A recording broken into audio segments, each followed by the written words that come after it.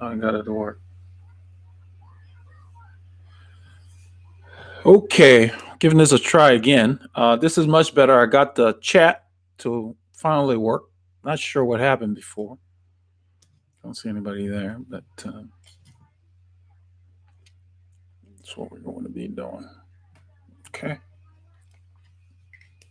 there we go. 7 people live.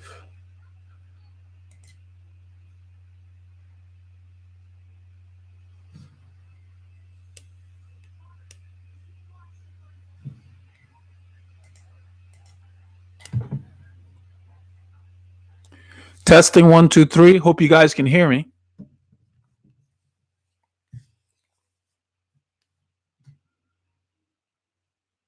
That's 22.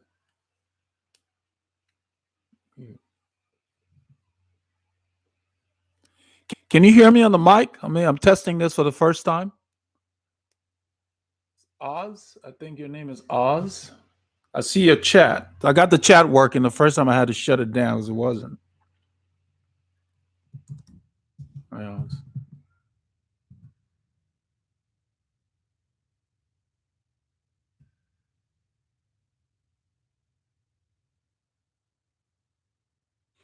Thanks for the feedback. Breaking up is probably internet related. I'm trying to get this thing sorted. I'm using a protected microphone here because once the chats get, yeah, great. I'm glad to see that. Thanks, Fat to Fit Cycling. I appreciate that because once the comments get a lot, it's kind of hard to keep up with the keyboard. So it'd be better to just chat with the microphone. YouTube rolled this thing out for a while. I hadn't used it before. Those of you who are, hey Robert, how you doing? Those of you who are familiar with the channel, yeah, I moved the mic over. I think that's what it was. I'm using one of these special microphones that has different settings. They're set up to where you can hear, like if I were doing an interview, you can change the setting. And so it's been set up for the group ride videos that I do. And when I do the group ride narration, I put it right here where you see it. So that's why it wasn't picking me up. I'm running this beta test and I'll need your feedback over time. You guys can always put a comment on the channel or let me know here. What I'm trying to do is maybe once a week, do these live sessions where I can answer questions, whether it's on training, nutrition, whatever, just general stuff. If things get very specific and I have services for it, I can point you guys to it. But at least you'll have a resource to where you're not going to be guessing anymore. I think it's going to be a nice feature. It's not going to change what's normally happening on the channel. The group ride, I didn't do a group ride this week because of the holiday. I worked on a lot of other videos and released them. Basically took the week off the bike just to kind of rest up because I'm adding another rest week here. And those are the kind of things we can talk about if you guys have questions. I'm adding a rest week here so that I can be nice and rested around Christmas, because between Christmas Eve and New Year's Eve, I'm going to do. Hey, Larry.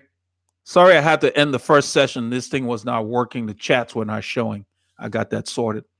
But what I was saying, Larry, is that I'm doing this. The reason why there is no group ride this week. Hello, Friedrich. Let me put on my glasses here. Text is very small.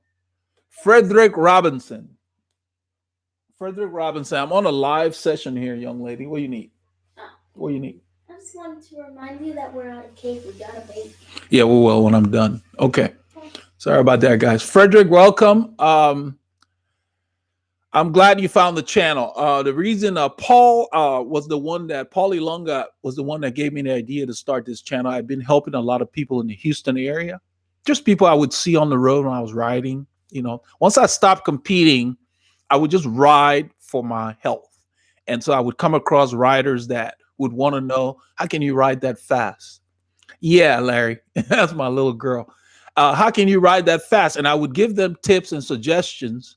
But you kind of have to do it with a caveat, because not everybody wants to be a racer and so forth. And that's why you guys see that this channel is not just geared towards any kind of elitist group. I don't believe in that. I don't believe in this elitist attitude. I was exposed to that when I competed. A lot of people would look at me funny because I wasn't known. And until you had results in a race, nobody would talk to you. And that always used to turn me off.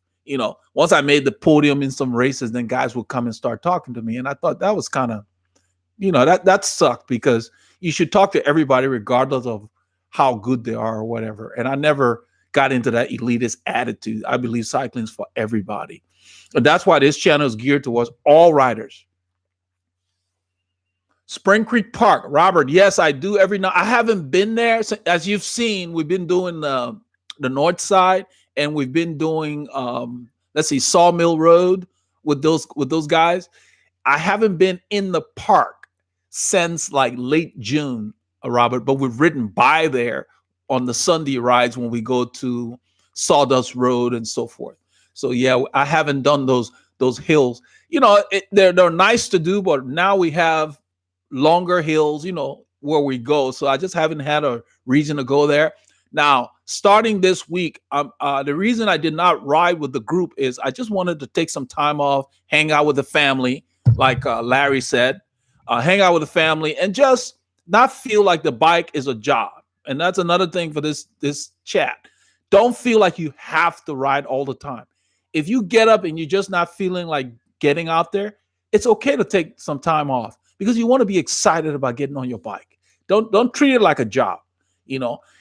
It's okay. You're not going to lose that much fitness if you take some time off, because if you've already been on a structured program, it's all in the bank. And so I plan to start my training in earnest tomorrow morning, because I will be working from home. So what I'm going to do is sneak out around lunch and get an hour and a half in. I'm not going to try to do too much, a little bit every day. And then into next weekend, I will do another group ride for the channel.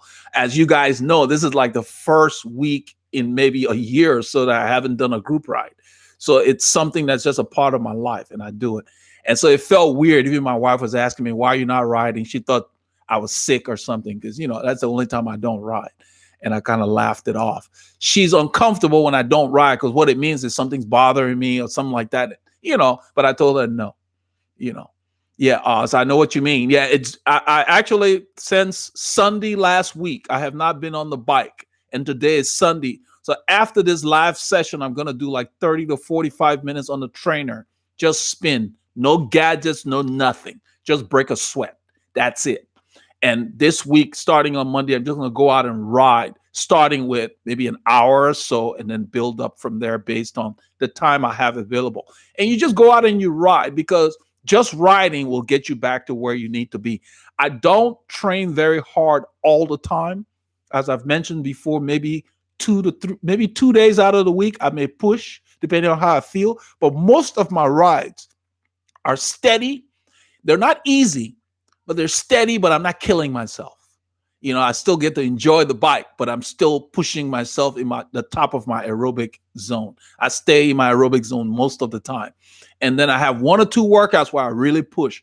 So I don't do a lot of group rides. I may do 1, maybe 2 at most. But most of the time, 1 group ride is enough for me, because I like to train alone so I can focus on what I need to work on. It's important that you ride alone. Don't just depend on the group. Go out, and if there are things you need to work on, like you're sprinting or just steady or whatever, it's just good to go out by yourself from time to time and treat the group like seasoning. Maybe Saturday, go do a long group ride, or maybe Saturday and Sunday. But then the rest of the time, train by yourself, because there's more focus when you train by yourself. The group can kind of throw you off. Sometimes you want to do something and everybody else want to do something else, and you got to go along. So sometimes it's best to just do your own thing. How often you been riding, Larry, this year? You said it's been a bad year for you. What do you mean? You haven't been riding as much as you'd like, or?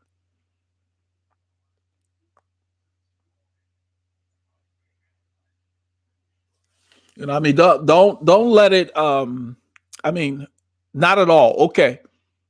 Is it because of work or family? I mean, if so, just start with a 15, 20-minute ride, because sometimes when you haven't been riding, it seems to be like a big task. I'll use an analogy. My wife does it all the time. The way I am when I cook breakfast, combination of things. Got you. I know what you mean. Well, let me use this analogy, Larry. When I cook breakfast, I wash the dishes right away after breakfast. My wife's the opposite. She'll cook breakfast and then leave the dishes, then cook lunch, leave the dishes, and all of a sudden it becomes like a big job. And then by the time dinner rolls around, the kitchen is a mess and nobody wants to cook in a dirty kitchen. So then it seems to be a bigger job. So try it this way. If you do have a bike available, start with a 10, 15-minute ride where you're watching out of the news or one of your favorite programs. And just no gadgets, no heart rate monitor, nothing. Just get on the bike and just spin and start with that. And try to do that maybe 3 times a week. 30-ish female, your bike fit tips are very helpful. I've started to dial in a good fit on the bike. That's great to hear. That's why I put them out there. If you're having any problems, ranch life, after you try to dial in your fit is not achieved in one session.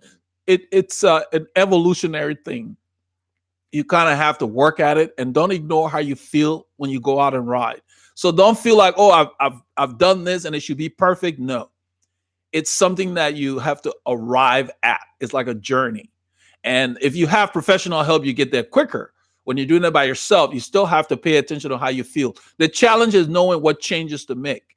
Once you get it decent,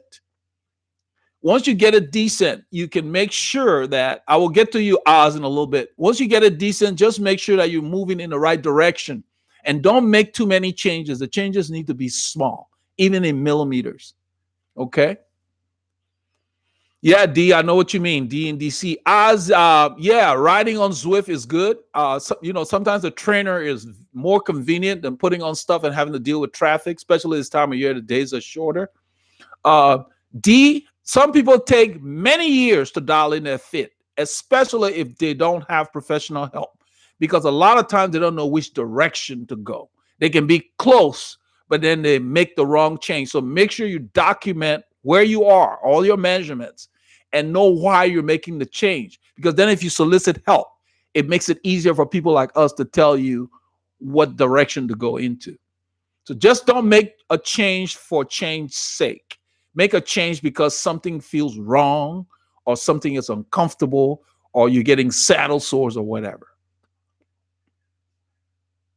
Too much grease. Okay, ranch life. Make sure you take a piece of vinyl tape and wrap it around your seat post just to mark that spot. So if it ever slips, you will know right away. I keep all my seat posts marked. And most, even the pros, they mark their seat posts because they can slip. When did you ride professional? What type of races did you compete in? I did a lot of races in the U.S., Fat to Fit, from Colorado, the races in the Texas area. I got tired of the traveling. Some stage races, but mostly a lot of the USCF weekend races because I still had to work. I didn't have a sponsor that could pay all my bills. So let's see, Frederick, what trainer do you use? I need to get one that won't break the bank. Oh yeah, Frederick, go to, let me see if I can type this here. Go to veloharmony.com and look under the, I think it's on the web store, recommended cycling products. You will find the Cycle Ups trainer that I use. Let me see if I can put the link up here. Let's see. I'll find it for you and try to just paste it on here. Makes it a lot easier. Yeah, that's the trainer I use. Used to be like around 400. Now it's like half the price. I've had it for probably 3 or 4 years. It's bomb proof. I use it a lot. Let's see here. Let me find this link.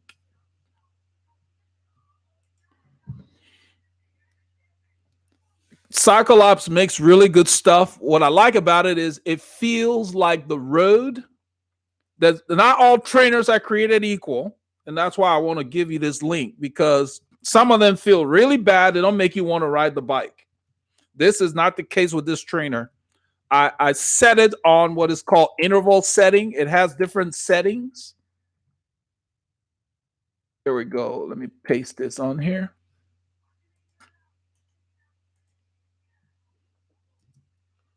There's the link for the trainer that I use. There's a lot of stuff on that same recommended page that will help you for other cycling stuff. Anytime people ask me for stuff, I just put it out on this page. Makes it easy. And I basically search for the best price. It's actually $199.99 right now. So it's a good price. I paid twice that when I bought it maybe 4 or 5 years ago. I've had it for a long time. And I use it a lot. I use it to fit people. I use it to work out on. So I have really pushed it beyond where the normal people would use it. And I've had no problems with it. So I can definitely attest to the quality. I definitely recommend when you go to that link, there is a leveling block that it comes with. It's a small one. I recommend you get that because that really keeps your front wheel level and keeps it stable. And then definitely, I made videos on it on the channel. You can search in there for Cycle Ops. You will find it. But definitely understand about the settings, the resistance settings. They have like easy, road, interval. I use it on interval most of the time. But the road feels just like outside. So if you haven't been riding for a while, you start with road or easy. The interval is a lot harder. You're welcome, Frederick. The thing is that with the trainer, you don't really have to do very long workouts. Another thing that I did for people like Robert. Robert has a copy of the training plan that I built, Robert Tengler. The training plan, I call it base training, but it's not easy, slow training. It has workouts in there to prepare you for harder workout. Because I'm now going to start working on training plans for the spring, like what I call early season, and then in season, because I already have people requesting those.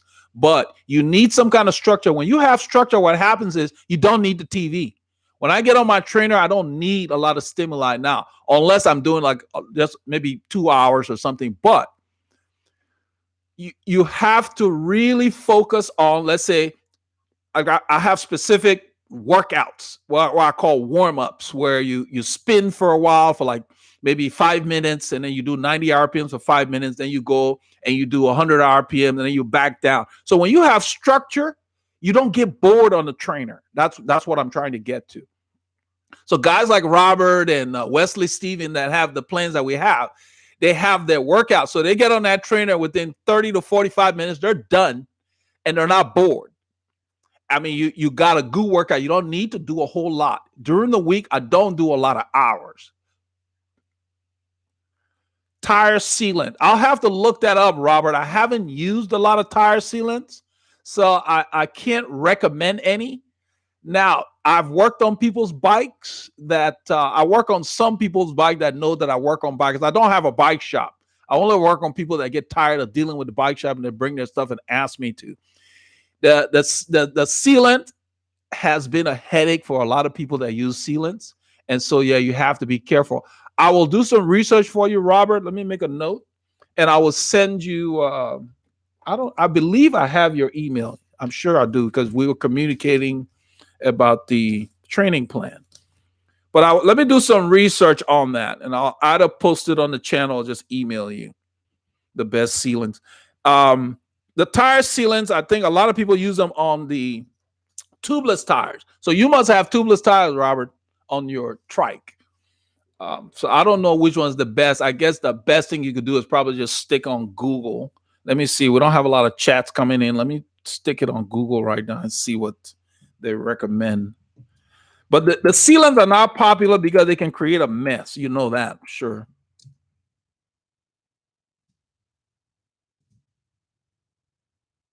I'm hoping that they improve the technology to the point where I see why you mentioned slime. I did a search on it right now, and everything's coming up slime. It seems to be the brand that's taking over the market at this point. Let's see. I'm planning on doing fixed gear crit race. I'm wondering if I need to adjust my fit for my road bike. Any thoughts? Riding with Sarah. No, your fit should be the same, Sarah. In fact, now you said for your road bike and your track bike should be the same. Remember, your body's the same. Even if you were doing cyclocross, the position would be the same. Where you sit and how you clip in should be the same. So if you have a separate road bike, your fit should be the same as your track bike. In fact, be very careful with the track bike because you can't cheat. I did track racing as well as at the Alkek Velodrome here. You can't cheat with track racing because on a fixed gear bike, there's not a whole lot of coasting going on. So if you're not fitted right, you will get a lot of saddle sores because you're moving all the time. Hello, Daniel. I know you did a video about the Giro Saint MIPS a few months. They are on sale at Performance for 157. You can purchase them. Yeah. Oh, wow. That's a great price. Grab some because I have two of them. I have the blue and I've got a black, and I love them. They suit my head. Daniel, I'm planning on doing an ever interesting, I guess, ever interesting challenge. Do you recommend to get a gravel bike or cyclocross? That's a toss-up, Daniel. In fact, I have that on my list as well, and I'm leaning towards more of a bike that can do both. They do have them out there because they're so close. Okay, they're so close. Your fit will be the same as well. You're welcome, Sarah. Sarah, your fit should be the same. Even when I used to ride a mountain bike, my saddle was in the same position. I may have made it a little lower because of all the bouncing around because I didn't sit much. But if you watch all the top, I was watching a cyclocross race this morning, UCI in Belgium, and those guys, their position looks just like a road position. They ride, of course, the cyclocross bike with the disc brakes. And that's an application of the disc brake that makes sense. Not that you can't have it on a road bike, but yeah, you need it on a cyclocross bike because they don't get mud and stuff on them. Hey, Mark, best sealer in his stance. There you go, Robert. Mark just posted the best sealer in his stance, no tube race sealant. The particles are too large to put it through the valve. So I hope you see that, Robert. Mount Everest challenge, Daniel. Oh, wow. That's amazing. Daniel, a cyclocross or gravel bike would work. They are so close in that regard. In fact, I'm trying to get some kind of relationship with a company in Colorado that makes adventure bikes. And really, for the most part, they're very close. I think either would work fine. Anders, I watch a lot of pro cycling, primarily early in the season. If I'm on the trainer, I don't watch the entire races because the commentary, they're not very good, honestly. I tried to dub them and do some commentary, but YouTube, well, it wasn't YouTube's fault, I guess. We had a good viewership, but there were copyright issues, and I was trying to use what they called fair use, and YouTube didn't care. They had to pull it because the people that own the video complained that I was infringing. So I'm hoping that when the channel gets large enough, I will be able to make a deal with these guys that are doing the pro races to let me use their feed and do my own commentary. The commentary is not very thorough. They assume people know too much, and I don't like that because even though I follow cycling, there are things that they leave out that you can't understand why people are doing things, and that's what I used to do. So I watch them from time to time, primarily the larger races, like the Grand Tours, for the most part. Let's see. Are you still using Rafa bib? Yes. I have the Pro Team thermal bibs. That's what I'm using now. I use thermal bibs in the winter, fall and winter, because it's cooler and they have fleece on the inside. With the weather we have here, we have days that warm up well above 20 C. Then you can use either ones. But in the winter, I move all the spring, fall, spring, winter, I move all my bibs that have fleece to the front of the closet. The reason why, even if it's going to be above 10 C and you have warmer bibs, wear them. Because really, even though the temperature goes up, the air is still cooler this time of year, this part of the world. So it still makes a difference that you protect your body. It prevents your immune system from having to work too hard because you're out there working hard, and training lowers your immune system while you're working too hard. So you have to protect yourself. Let's see. What is your feeling about smart trainers? Are you a Wahoo kicker? I can ride the road courses for hours. Yeah, I mean, whatever makes you ride. I mean, for me, I guess I have a different mental thing because I've ridden up to 6 hours on an indoor trainer straight. It was raining that day. I just opened up the windows, watched the rain. My girls ran in and out of the room and so forth. I had YouTube on, critiquing. I critique my own videos that I make more on content, presentation, all of that. So if I'm just riding steadily, I can do that. But if I'm doing specific workouts, then what I would do is I would incorporate my workouts in the middle. So if you're using Wahoo and you can still do your workouts in there, that's fine. But if you're just using it and you're only doing steady riding, you don't want to do steady riding forever. I mean, for hours all the time.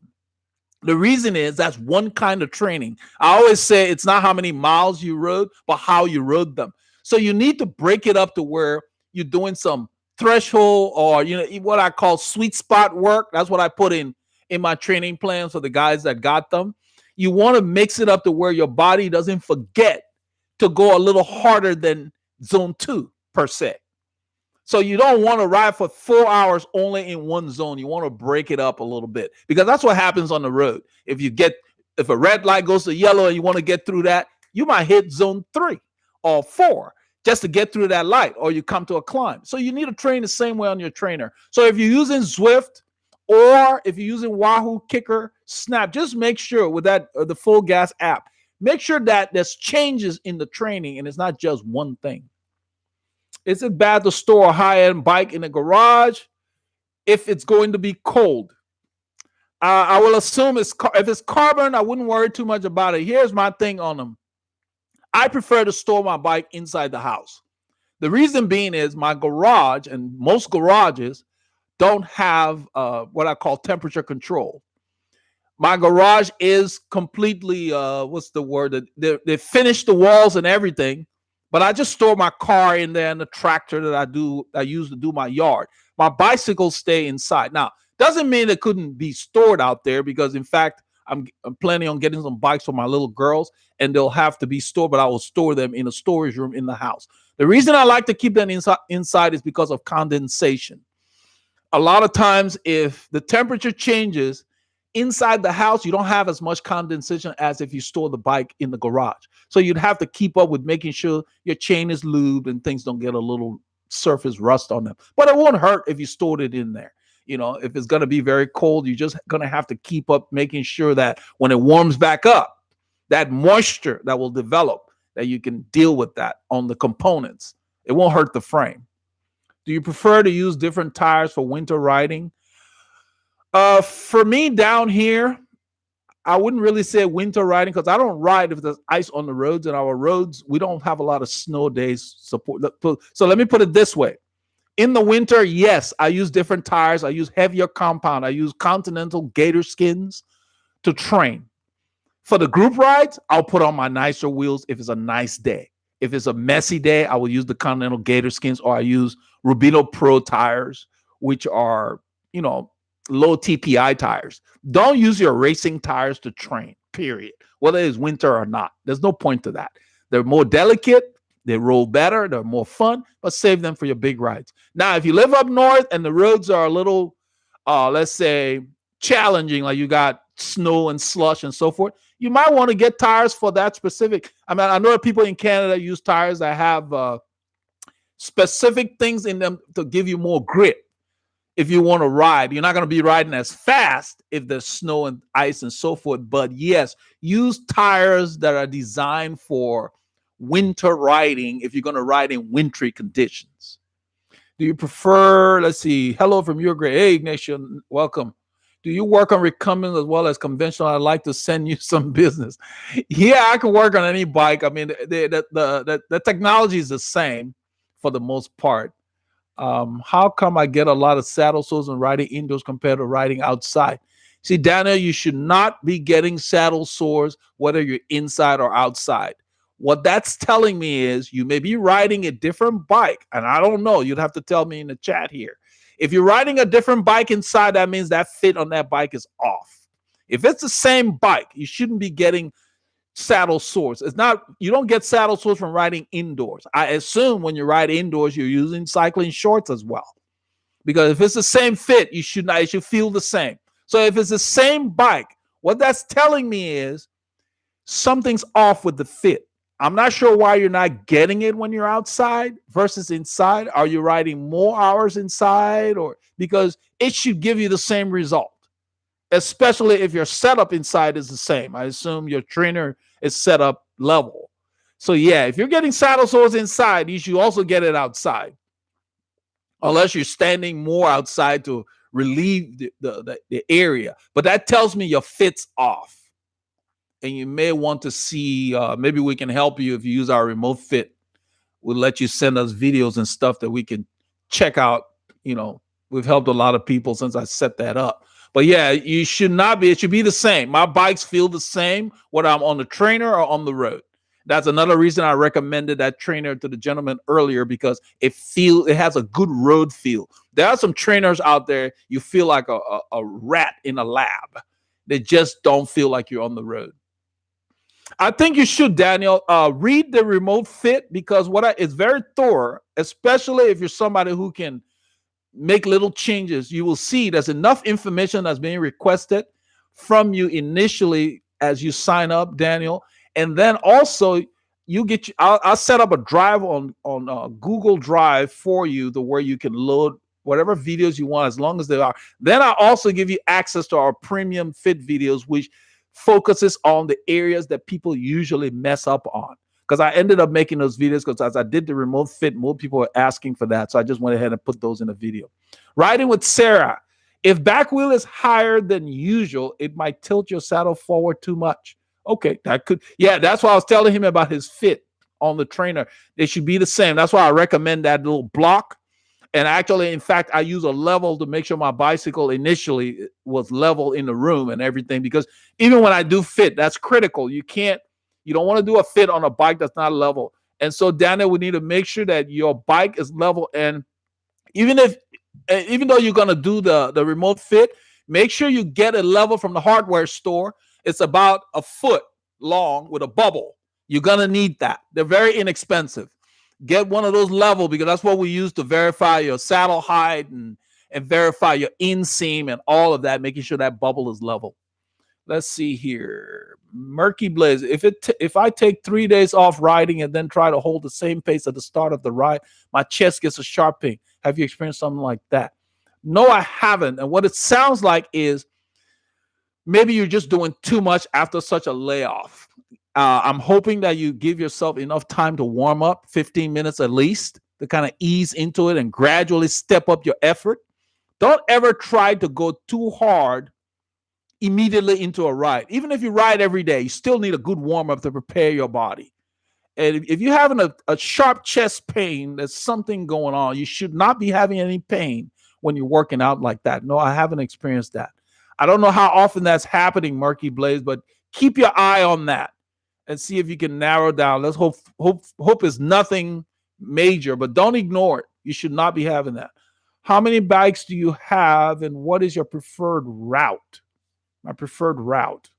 I have 3 bikes right now, as I always call it N+1, meaning N being what you have now. You know, there's always room for more. So, my preferred route is a rolling route. And the reason is that I don't have to think about pushing. The route pushes me. So I like a route that is varied. You know, whether you're going to climb or descend, doesn't matter where you live. I don't want to ride for 3 hours on a flat road. That's boring. Period. I want it to change. A rolling route that has good scenery and medium to low traffic, because then I can get a workout. We call it high exercise potential, if that makes sense. If you ride where you're stopping a lot, then you have to really focus on getting yourself back up to speed to keep the effort high. I talked about it a little bit in another video when I talked about threshold, where you're trying to do a threshold test and you got all these intersections or whatever. It's kind of hard to keep the pressure out. And what happens is, hey, Robert, wow, thank you, man. Appreciate that, Robert. Wow, heads up. Appreciate that, Robert. What was I was talking about Ignacio here. Was it? Yeah, how many bikes? Yeah. You want to pick a route that makes it tough and gives you a good workout. Otherwise, you're better off on the trainer. I know a lot of people don't like the trainer, but I'm a big proponent of the trainer because it can complement your riding. I can do like 3 hours in the whole week during the week, three separate sessions, 1 hour each on the trainer, and I can handle a hard ride on the weekend. You guys see me on the weekends. Have you ever considered taking testosterone? You can become Sagan. No, I haven't, Murky Blaze. The reason being is I already have had other. It's not a good idea, first of all, just to be faster on the bike. Now, I got to slow down first because I want to make this very clear. I don't think it's a good idea to play with your health because that's all you got if you think about it. So if the people that take stuff, it's a risk. They're at a point where they feel like this is going to make or break their career. I never got to that point. I wasn't even paid a full salary to race. So I wouldn't even consider that. Plus, if you risk your health, then you have nothing. So then if you risk your health and you have a problem or you pass away, you've lost everything. So it's really not worth it. Sagan does not take anything to be who he is. He's naturally blessed with those gifts. Now, it doesn't mean he's going to win every race because he has a different body type. That's why at the World Championship, if you notice, he stopped riding on one of the laps because the last section was just not suited for the way he's built. So nobody can win everything. So I don't believe that you should take something because then you've cheated. You know that you have not achieved it on your own. So no, I don't believe in that. And some of the people that do, they have doctors that administer that. But I think testosterone is something medically created to deal with health-related problems that people can misuse for other benefits that it creates. So I don't believe in risking your health because without your health, you have nothing. Let's see here. Fat to Fit. No, I haven't gotten that commuter bike yet. I'm really leaning towards getting a cross or gravel bike that will basically fill that need. Have you heard about spirulina supplements? No, I have not, Daniel. I have not. I don't do a lot of supplements, even though they can help some people from what I've read over the years. You're welcome, Murky Blaze. I'm trying my best. I don't know about, and it doesn't matter which supplements, Daniel. What you have to be careful with supplements because the body can only absorb so much. Plus, it's more fun to eat regular food. I mean, come on. So, and really, especially in the Western world, most of us don't really need supplements anyway because we're not malnourished. So if you just eat a balanced diet, most people are pretty good. And really, I think from what I've read, I may be wrong, but what I've read is like they say, most of the supplements we take, we just pass them anyway because the body doesn't really need a whole lot if you already have a good diet. So just keep that in mind and be cautious spending your hard-earned money on supplements that you may not need unless you know you have a deficiency that you're trying to meet. And then you can because it's not going to hurt you because the body doesn't need it. You would just pass it, And so you don't want to be throwing your money away. So I just eat. I don't take supplements. I eat. I don't miss meals, especially when I'm off the bike. I don't miss meals because when you binge, then you end up eating the wrong foods because you're hungry. And so I eat consistently to keep my metabolism the same. That's the key. So no, so don't endanger your health. The guy who talked about testosterone, don't endanger your health because a lot of cyclists, and not just from taking testosterone. I read about Lemon had friends that were 20-something years old when he used to compete, and they will go to sleep and not get up because their blood was so thick. Hey, Diane, welcome. Their blood was so thick, so they would just die in their sleep because they had taken what was that blood doping thing that Lance was accused of. So it made their blood so thick. It was great when they were racing because when you have more red blood cells, you have more oxygen. But then once they would go to sleep, and in fact, I even read some of the guys would have to get up in the middle of the set an alarm to get up in the middle of the night to ride the bikes. Yes, Murky Blaze, I donate blood from time to time, not all the time. But yeah, it shouldn't hurt you as an endurance athlete. The body regenerates, and the people that accept the blood donations, they know they don't they don't allow you to give more than the body can handle. So no, yeah, EPO, yeah, that's what I was referring to. Thanks. The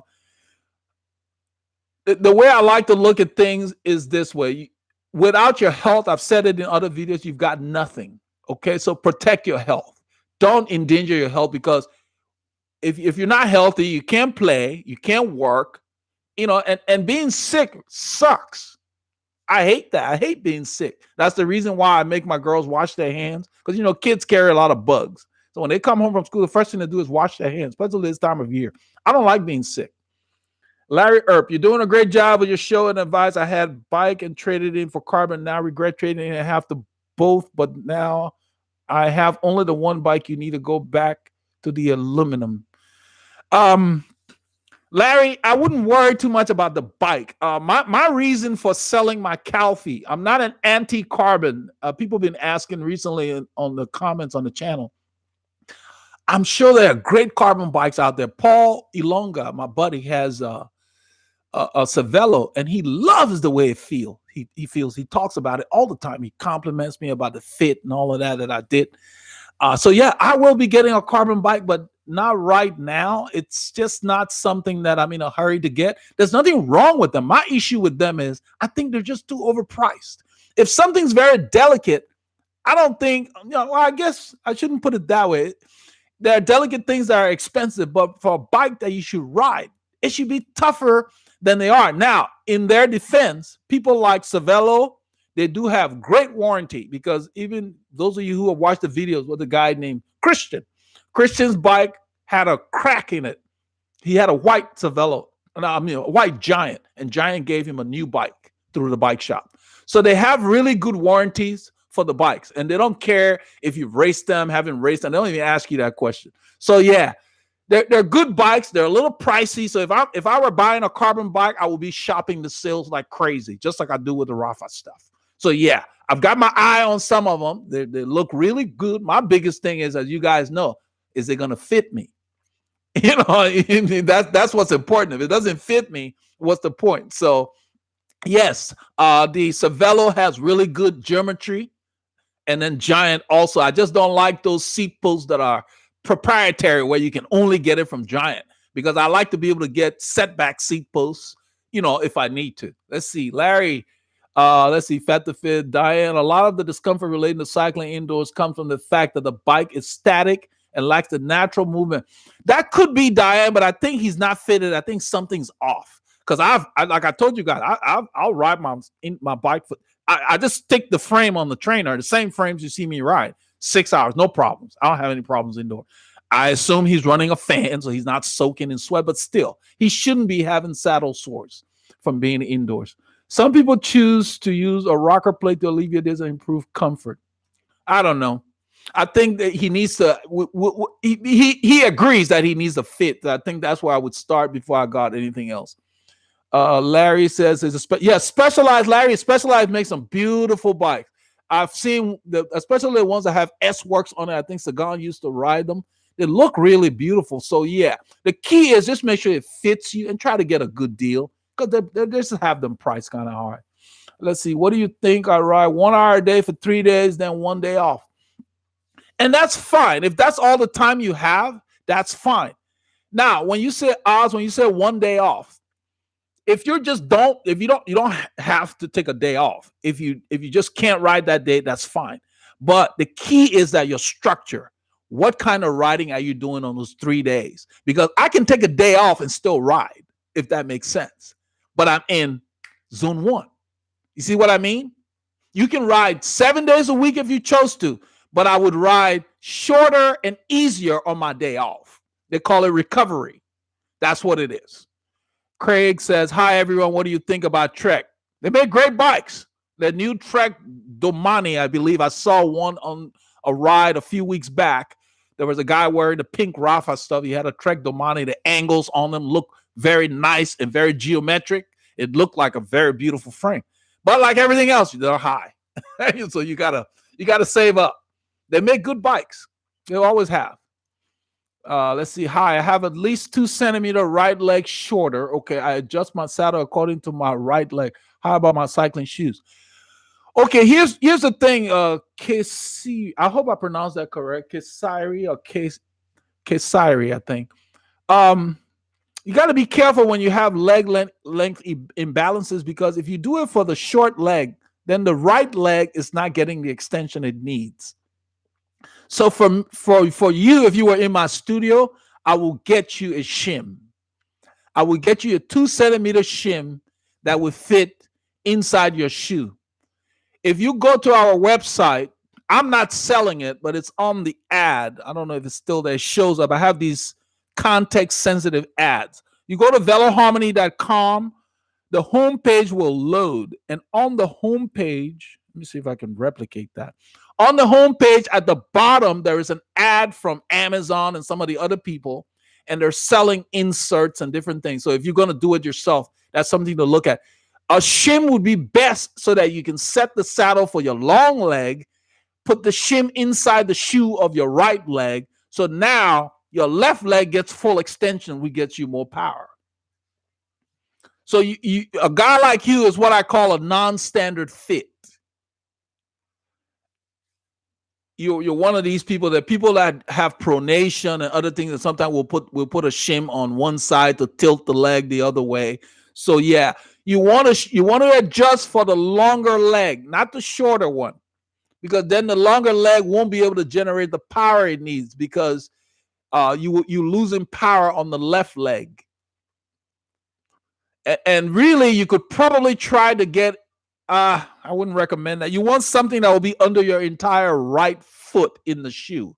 I like to put the shims inside the shoe. So that's why I sent you to the site. Let's see if it shows up when the foot meets the pedal.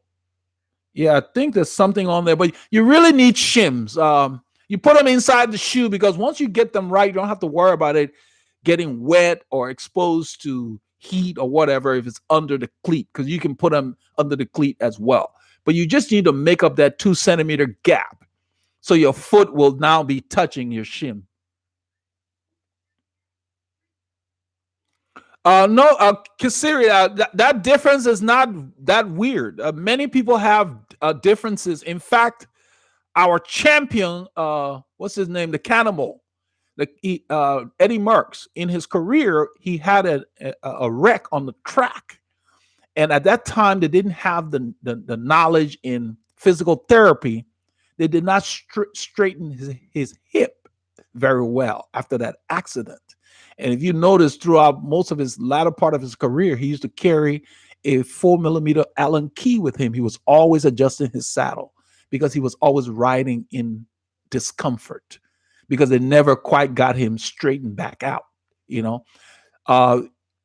might want to look into maybe talking to a chiropractor to see if, well, 2 centimeters is pretty significant, but just to see if there's something they can do to maybe straighten you out a little bit before you commit to using a 2 centimeter shim. It's just an idea. But you just need something that takes up that 2 centimeter gap. You could probably make your own, just something to fit inside the shoe under your sole or something like that.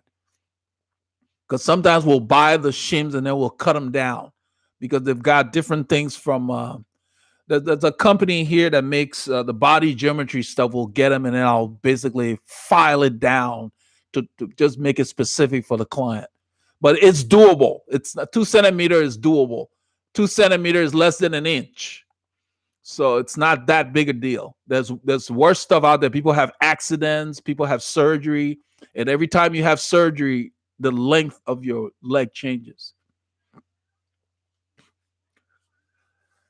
Yeah, talk to a chiropractor, Kaseri. Just get to know what's really causing it. What can you fix with therapy, or I don't know what they do. I know I've seen a chiropractor from my many falls, and they got rid of my aches and pains. And so as a result, I continue to stretch after every ride now to keep my body limber.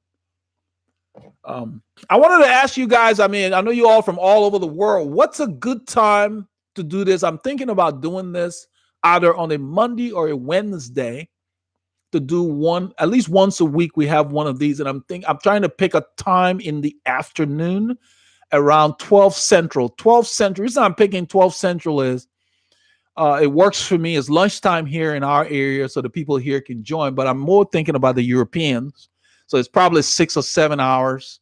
So that it's in the evening there. I'm thinking noon. So right now I have it scheduled for tomorrow at 1:05, since there's no group ride.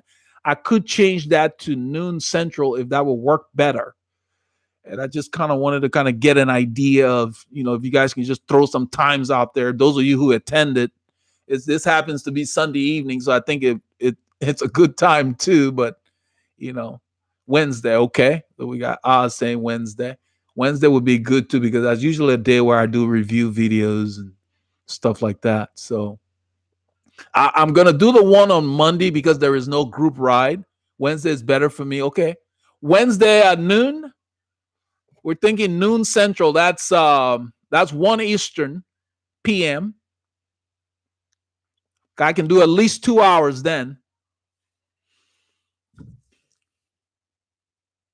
Howdy, Ron. Welcome, Cyclist. I got a lot of responses on that video that I made, that crazy video about you're a cyclist if. Yeah. My wife wishes that she were a bicycle. She says I rub my bikes more than I rub her. I told her, well, you turn into a carbon bike. Oh, Larry, yeah, it seemed like, yeah. So Sunday evening, I don't know how often I can do it on Sunday evening, but I'm just trying to get an idea. It just seemed like a good time now. When did I start? I'll look at the time. We've been doing 51 minutes. Sunday evening.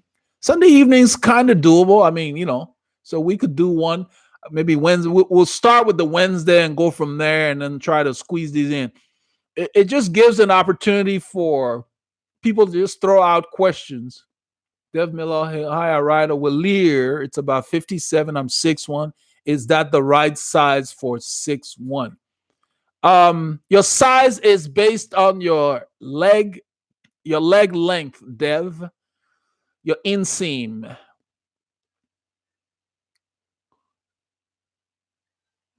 So 57. It sounds like it would work for you because I'm about 6'2". If your inseam is about 87 centimeters or higher, that should be a good fit for you. I ride a 56 and I've got an 87 centimeter inseam and I'm 6'2". You can't do it by your height, Dev, because some people, their height comes from the torso more than the legs. Everybody's different. So you can have 2 6'1s and have different leg lengths. After 60 minutes. Okay, when does 60 minutes come on, Ron? How flexible do you need to be to have a flat bike? How do you do stretching that increases mobility? Murky Blaze. I need to make some stretching videos. I had done one a while back. I think I pulled out. You don't need to be very flexible, Murky Blaze. You just need to be able to bend your torso halfway. Because think about it, you're sitting. 6 CST. Okay. 6 CST. So that's 7 my time here. That's kind of late. What we're thinking about, Ron, is I want to do this on Wednesday afternoons. We're thinking about noon. That's what we're thinking right now. I want to accommodate the Europeans as well. We're throwing out times just to get an idea. I see your 6 CST, but that's for Sunday.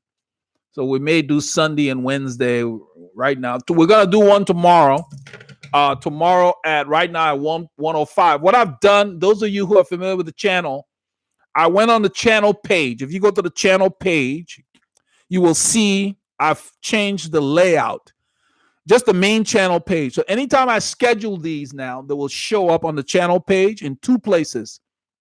There is a section called upcoming live and taped channel events. That will be there. And on the uploads, all the current uploads, it will show up. So right now you will see what's scheduled for tomorrow is showing up on the uploads page. Do you recommend trainer with a build base over the winter? I've been out of the saddle for a month or so.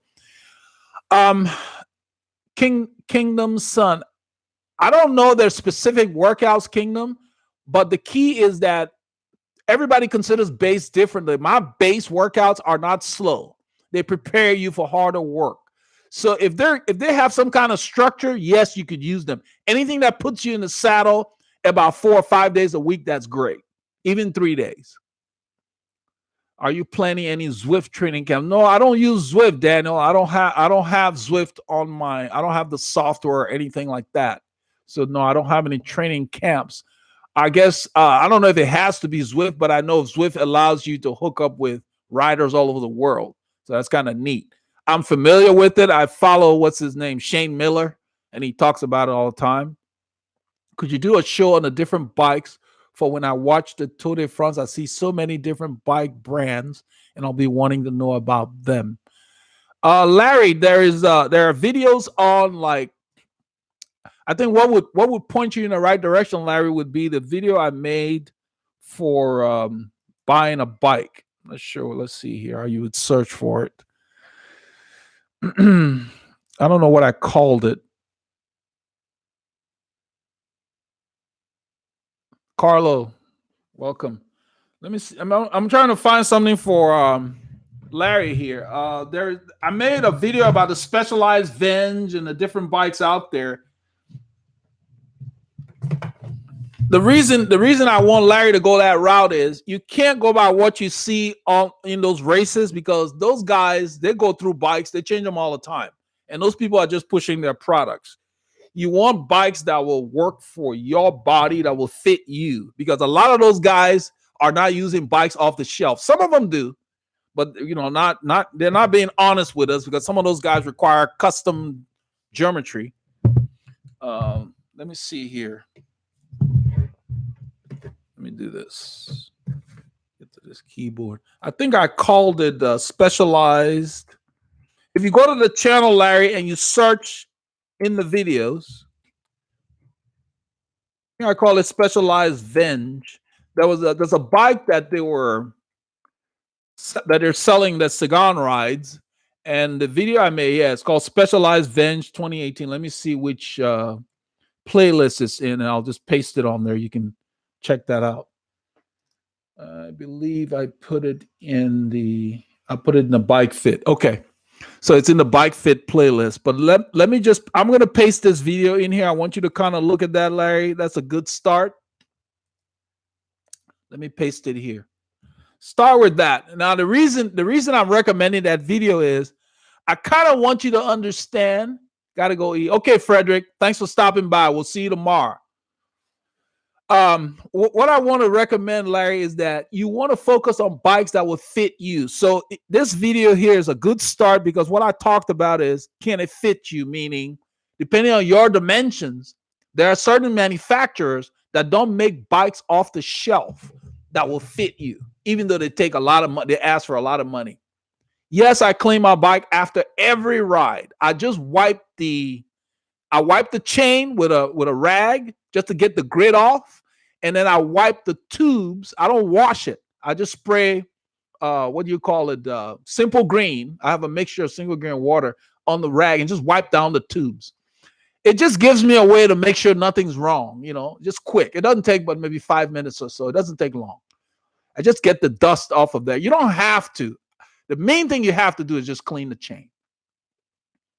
Kingdom Sun, I just got Zwift. Definitely recommend for the winter months. Yeah, Zwift is good. I mean, I don't use those things that much, because most of my workouts are structured. So I get on the trainer. I've got structured workout. So let's see here. Got to go. What was I talking about? Yes. When you ride, the main thing you need to do is just clean your chain. Just take a rag and run the chain through the rag. That's it. Just get that grit off the chain. Any lube that you can see is a dirt magnet. You should not see any lube. The chain should be clean. I use a lube. It's on my recommended cycling product. I use a lube that actually cleans and lubes at the same time. So, the chain doesn't need to be dirty. If the chain's dirty, that's just stuff you don't need to be on there. That's just grit. It's going to wear your chain, and it's going to slow you down. And also, you need to check your tires. Make sure they're not wobbling after the ride. If you have a stand, it's even better. It's easier if you can put the bike on a stand. But even if you don't, just pick up the front, spin the tire. Make sure you don't have any wobbles side to side. Hey, Fritz, welcome. Make sure it's not wobbling, because if your tires are rubbing on the brakes, it's slowing you down. Plus, your rim won't last that long. Those little wobbles become bigger wobbles, and then you need the rim to be rebuilt. It's more expensive. You're welcome, Joseph. I only clean my chain when I wash the bike. The reason being is I will wash my bike if I've ridden in the rain and it's very dirty, if I have successive rainy rides, I don't wash the bike. All I do, same thing. I wipe the chain. I leave the bike in the garage. If I'm not going to clean it, I don't bring it in the house. It's just because it's got grit on it. I just wipe the chain, re-lube for the next rainy ride because I don't want it to be dry when I'm riding. In fact, if it's going to be a lot of rainy rides, then I use wet lube instead of the dry lube that I normally use. But I only clean the bike after it's gotten dirty. And because I use mud guards, I don't have to do it that often anymore like in the past. I used to have to do it after every rainy ride. But generally, every 3 months in the dry, I clean the bike. I wash the bike. It takes about 20 to 30 minutes to fully wash the bike, But because I'm wiping the tubes after every ride and cleaning the chain, really, the bikes don't look, I hate my bike looking dirty. So I clean it. It doesn't take but 5 minutes. I come after a ride, I just hang it up, get my recovery drink started. I drink my recovery drink, then I go straight to the bike, wipe it down, and I go get myself cleaned up. It doesn't take long at all. By doing it that way, the next time you're ready to ride, the bike's clean and ready to go. So I never have any oil marks on my leg or anything like that you see on other riders. Let's see. And you do a video about how TT bike differs from the regular bike fit. I have a belly and I can't seem to get into the aero position. Okay, it's not your belly, Nomad Triathlete. You have to keep in mind that even if you have a belly, there was a guy named Frankie that I fitted here. The key is that if you're sitting on the saddle where you want to be, if you see a lot of the pro riders when they're on the TT bikes, you see them scooting back. The reason is they're limited by the rules that the UCI has. So a lot of them have started buying these short looking saddles with the nose real short because they can't go any further than 5 centimeters. They have to be 5 centimeters behind the bottom bracket or more. They can't be closer. So a lot of times, depending on how the bike fits them, they're not sitting ideally where they want to be. So in your instance, for example, your stomach is not preventing you from getting low. What's preventing you from getting low is your hip area.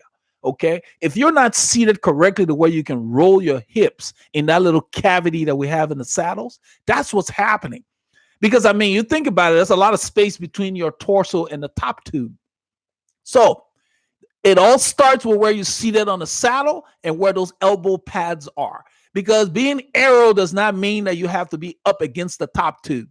Being aero means those arms of yours need to be in a position to let that air go over your head, to close that cavity in front of your body and the bike. So you really just need your fit tweaked. There's not a whole lot of difference. The biggest thing is that with a aero bike or a time trial bike, you have to set your seat position a little more forward because you've rolled your hips, kind of like you do when you're in the drops. So it's a little different because a lot of those TT bikes have a very aggressive position. So the key is that make sure your saddle is set at the proper height and is level so that you can balance. When your hips are balanced, you can lower your torso easier. So what it sounds like is you need a little fit tweak there. I don't know who fitted you, but it needs to be looked at. What's the importance of an upper body workout? For cycling, the main thing really is your core. What I do is I make sure that when I'm working hard on the bike, I tighten my stomach muscles while I'm pushing on the bike. So that keeps my stomach involved. I hope that makes sense. Like as you begin to push hard, you got to make sure you tighten your stomach. It's almost like when you're doing sit-ups, how when you pull yourself up, your stomach contracts. Try it the next time you're pushing hard on the bike. Tighten your core as you do your interval because that will work your core. Just keeping that muscle tight. I learned that from doing calisthenics and other workouts like that. You don't need weights, but you can also do push-ups, pull-ups, anything against gravity. I always recommend that because you don't want to build muscles that you don't need in cycling. If you get too bulky, that's more weight you got to carry up the hill. You got to use more watts now to get that weight that you don't use in cycling. I don't do any kind of weight-related stuff. I do a lot of things on my total gym. That's what I use, or I stretch, or I do push-ups and pull-ups and stuff like that because that's really, it just gives you general conditioning. But all of that comes Really, if you just rode your bike and focused on making sure that you were tightening your stomach as you ride hard over time, because my stomach's ripped and I don't do gym work. So yeah, so just riding the bike really is all you need. You don't have to do upper body workout, but it doesn't hurt to give you a good general condition, especially in the winter. You can mix that in, like our plan has a gym day. You could do push-ups, sit-ups, stuff that you do in the military and stuff like that. That's really good for you. You do 50 push-ups, man. That's a workout. On the days you're not riding, that's when you do that, and also stretch. That's really good for you. But it's important because you don't want your body to just be one-sided. You don't want to have like arms that look like little twigs. No problem. Yeah, it's good to have general conditioning. That's why in the winter, we recommend you do other sports. If you're into baseball, basketball, whatever else you do that as well, because it strengthens muscles that you may not necessarily use on the bike. And all of that helps. Being generally conditioned helps you deal with all the pounding you take when you're out there on bumpy roads. Yeah, if it's really, it's not fun riding below freezing. Let's be honest. Okay, where we live, we don't have many below freezing days. So we might have, say, 35, which I guess is like 3C or something like that. We don't have a lot of 0C days. When it's below freezing, it's very uncomfortable. So yeah, put the bike on the trainer, do a structured 30, 40-minute workout. That's good. Or do indoor calisthenics or go to the gym, whatever. You don't have to ride in terribly freezing weather to be fit. You just need to be consistent and have a program that will get you ready so when the weather is better, you can really maximize the fitness you've built. But you're in Canada, time to do some cross-country skiing. That's a very good complement to cycling. Or even, I talked about Dr. Eric Hayden. He was a speed skater, and he rode the bike in the summer to supplement, and it ended up becoming a good sprinter for the 7-Eleven team back in the day. So it's there.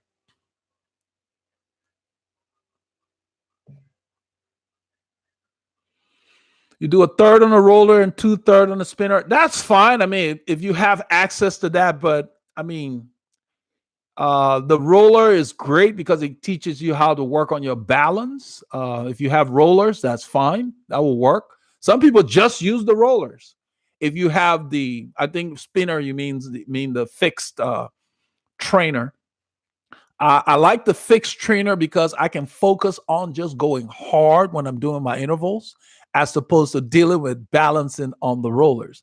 But there's nothing wrong with the rollers. There are some riders that just use rollers. So yes, a combination can hurt. Yeah. So no problem with that. I like to use the indoor trainer. Now they have rollers now that have a lot of resistance. So that's fine. But I'm just saying when you're doing really heavy resistance work, you can do it on the rollers because you can put it in your heavy gears and just do that.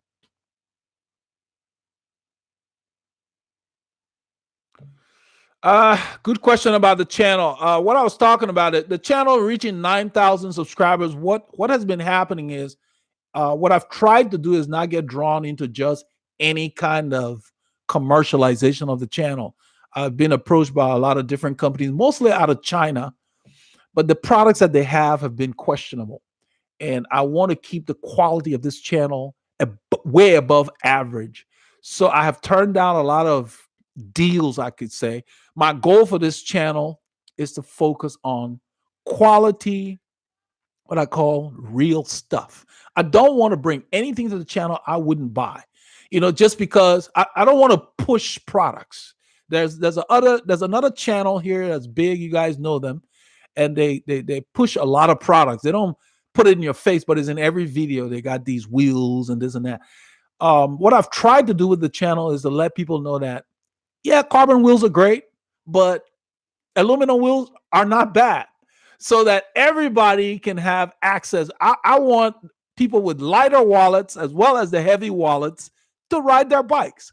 And so D, my plan for the channel is to expand it to the point where we get quality products here that will help you get better. But the main thing is to let people know that the bottom line is ride your bike. That's the goal for the channel. So when I as we approach 9,000, we're going to be at 10,000, and YouTube sends all this stuff and says at 10,000 you have access to this and you have access to sponsorships. There are different things you get with the growth of the channel, and a lot of those I haven't taken advantage of. You can see I just started doing the live stuff. This is my first time. I want to keep the channel real. To ride a bicycle, you just need a bicycle. You don't even need clip-in shoes. You just need a bicycle. Now, I do qualify and say, if you get this, this is the benefit. Now, let's see here. So I've got big plans for the channel as far as making sure that we get access to products that will enhance your cycling, but products that have value, that are not just overpriced. Exposing you to different bikes that are out there. I saw people asking on here, you want to buy bikes and wants to know. So I'm going to focus more on what's out there and take suggestions from you guys on what you want to see on videos, and not change what works. Really bring our rides to you, because we plan on doing a lot of different rides in the area. So it's going to be the same thing you've been used to, but on steroids. Let's put it that way, because the bigger we are, we'll have access to better products. And I will definitely give you the inside out on every product, so that before you spend your money, you know what's there. Do you use a power meter when training on the trainer or outdoors? Stick on a tree. That's a cool name. I currently do not use a power meter. The reason I don't use a power meter is because I had one from Cyclops called the G3, and that sucker drove me crazy. Every week or so, I had to take the wheel off the bike, remove the little cap, take the battery out, put it right back in, because the power meter would just die. I spent hours on the phone with Cyclops, and that was their only fix. It would just stop working, and their fix was take the battery out, put it in. Well, the battery, think about it this way. To take the battery out and put it in requires me to remove the wheel from the bicycle, and I don't know if I had to move the cassette. No, probably not. It was a pain. You have to remove the wheel, take the nut off the wheel, then remove the cap. They have a special tool. Remove the cap, go in there in the hub, take the battery out, which is like a 2032 coin cell. Take it out, put it right back in, then it's working. So that told me that they didn't do enough testing, because I spent a lot of money for that stupid hub. So you'd be riding, it would just stop. So every week I had to do that. And there are people still dealing with that. We got a guy in the group, Mark, that still does that. He still has it. Plus the hub was poorly done. My wheel could literally move side to side while it was on the bike. People would see the wheel moving while I was riding. So it was a low quality hub. So I ended up advertising on eBay, explaining to the people who were bidding on it what was going on. This one guy knew about it. He said he didn't care. I sold it for a third what I paid for it at a loss. And so right now I'm looking for a power meter that will be easily portable between multiple bikes, but not one that forces me to use different pedal systems. Talked about it on the channel. I prefer the Shimano pedal system. They work best for my foot. I have a medium size 45 euro, which is 11 US foot. Nothing unusual, but when I use Look, I get hot spots. When I use Shimano, I don't have any problems. I raced with Shimanos, and when I stopped racing, I tried Looks, and it just never worked for me. So I went back with Shimanos. So I use a Shimano SPD. I was hoping Shimano would come up with a power meter for their pedals, and that would be ideal for me, because then I can just switch them between my bikes. So yes, the benefits of power meter are good, but please, you don't need a power meter to get better. Yes, a power meter will help you really fine tune stuff, but it's not required. Like I said again, just ride your bike. It's better to just get what you need and not focus on stuff. The stuff does not make you fast. It's your focus and your training. It's the structure. You think about it this way. Everybody can have a power meter. If you never go hard for an hour or hard for 20 minutes, when it's time to go hard for 20 minutes, you don't have that endurance at that level. So it's the structure that gets you there. Yes, I'm not discounting power meters useful, but but don't use it as a crutch. Just ride your bike. Just ride your bike and focus on your goals. What do you want? If you want to keep up with faster riders, you got to train faster. That's just it. And it's not fun. And the reason I'm saying it that way, it's easier said than done. It's not a whole lot of fun to go out and ride hard for 30 minutes. There are a lot of riders will ride for 3 hours easy, but when it's that little time to go hard that separates the groups. You guys know that. So you have to be able to push yourself, regardless of what you have. But you must be able to ride with a power meter, without a power meter, with a heart rate monitor, without a heart rate monitor. You don't need those things. You should be able to push yourself and say, hey, I'm going to go faster for maybe a minute. Then the next time, 2 minutes. You keep adding. That's why I work out alone, because when I want to go hard for 20 minutes, I don't want to be worried about a group wanting to stop and wait for somebody so I can get my workout in. So most of the top riders ride alone when it matters. When they're really training, they train alone. Even the pros, when the pros are riding with the group, they're not doing their hardest training. A lot of times when we used to race, we would start out together, then we break off and everybody go their own way, do their workouts, and then meet up to come home, because everybody trains differently when you're going hard. So even the pros today, they do their hardest work alone. They do the group rides for the distance work. But when they're doing their real hard work, even on that distance ride, they break up and do their hard work and then regroup. That's the way it works. So don't feel bad if you're in a group and you're feeling good and you want to go hard. That's okay. Go hard. And then you can wait for them when you're done. My mileage in winter, I haven't really tracked it, but it's about probably half. Simply because the days are shorter and I don't want to wear myself out psychologically more so than anything before the season comes, because by February, then I really start ramping up mileage. In the winter, I try to maintain. And that's the way you should do. If you used to ride 15 hours, or let's say you rode 10 hours in season, you need to do about 5 to 7 in the winter. You don't need to do more than that. You're not racing. You're just maintaining. Now, why? Hey, Real Feel, welcome. Here's why you must cut back. The human body can only take so much. So if you try to do too much, you can burn yourself out. That's the reason why we don't work on sprints when we're building endurance. You have to build the endurance first, then you cut down. So let's say you're doing 6-hour endurance rides in the winter. When the season starts coming around, you cut that down to maybe 3. And then you use that other 3 hours to start doing speed work or intervals or other things closer to in season. And I'm just generally giving you this because you can't continue to ride 6-hour rides and add more load. The human body can only take so much. You will break yourself down. And this is just general, not being specific, but that's how it works. You got to take away the time you were doing. You build your endurance, then you maintain it. And while you're maintaining it, you start adding other stuff. That's the way you do it. So in the winter, there's no reason killing yourself doing 15 sprints. You're not racing yet. You can do a few just to keep the grass down. The phrase we use, when people walk on the grass, there's a path. You just do a few sprints to remind your body, but you're not close to your goal. You don't need a peak in the winter.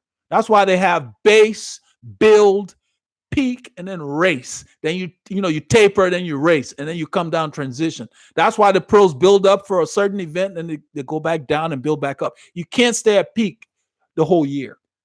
Let's see. Thank you for spreading your knowledge. So many people think they can buy speed, and when they all have to do is ride their bike and train mode. Yep. Well, you can try to buy speed, but return on investment is a lost cause. You don't get much.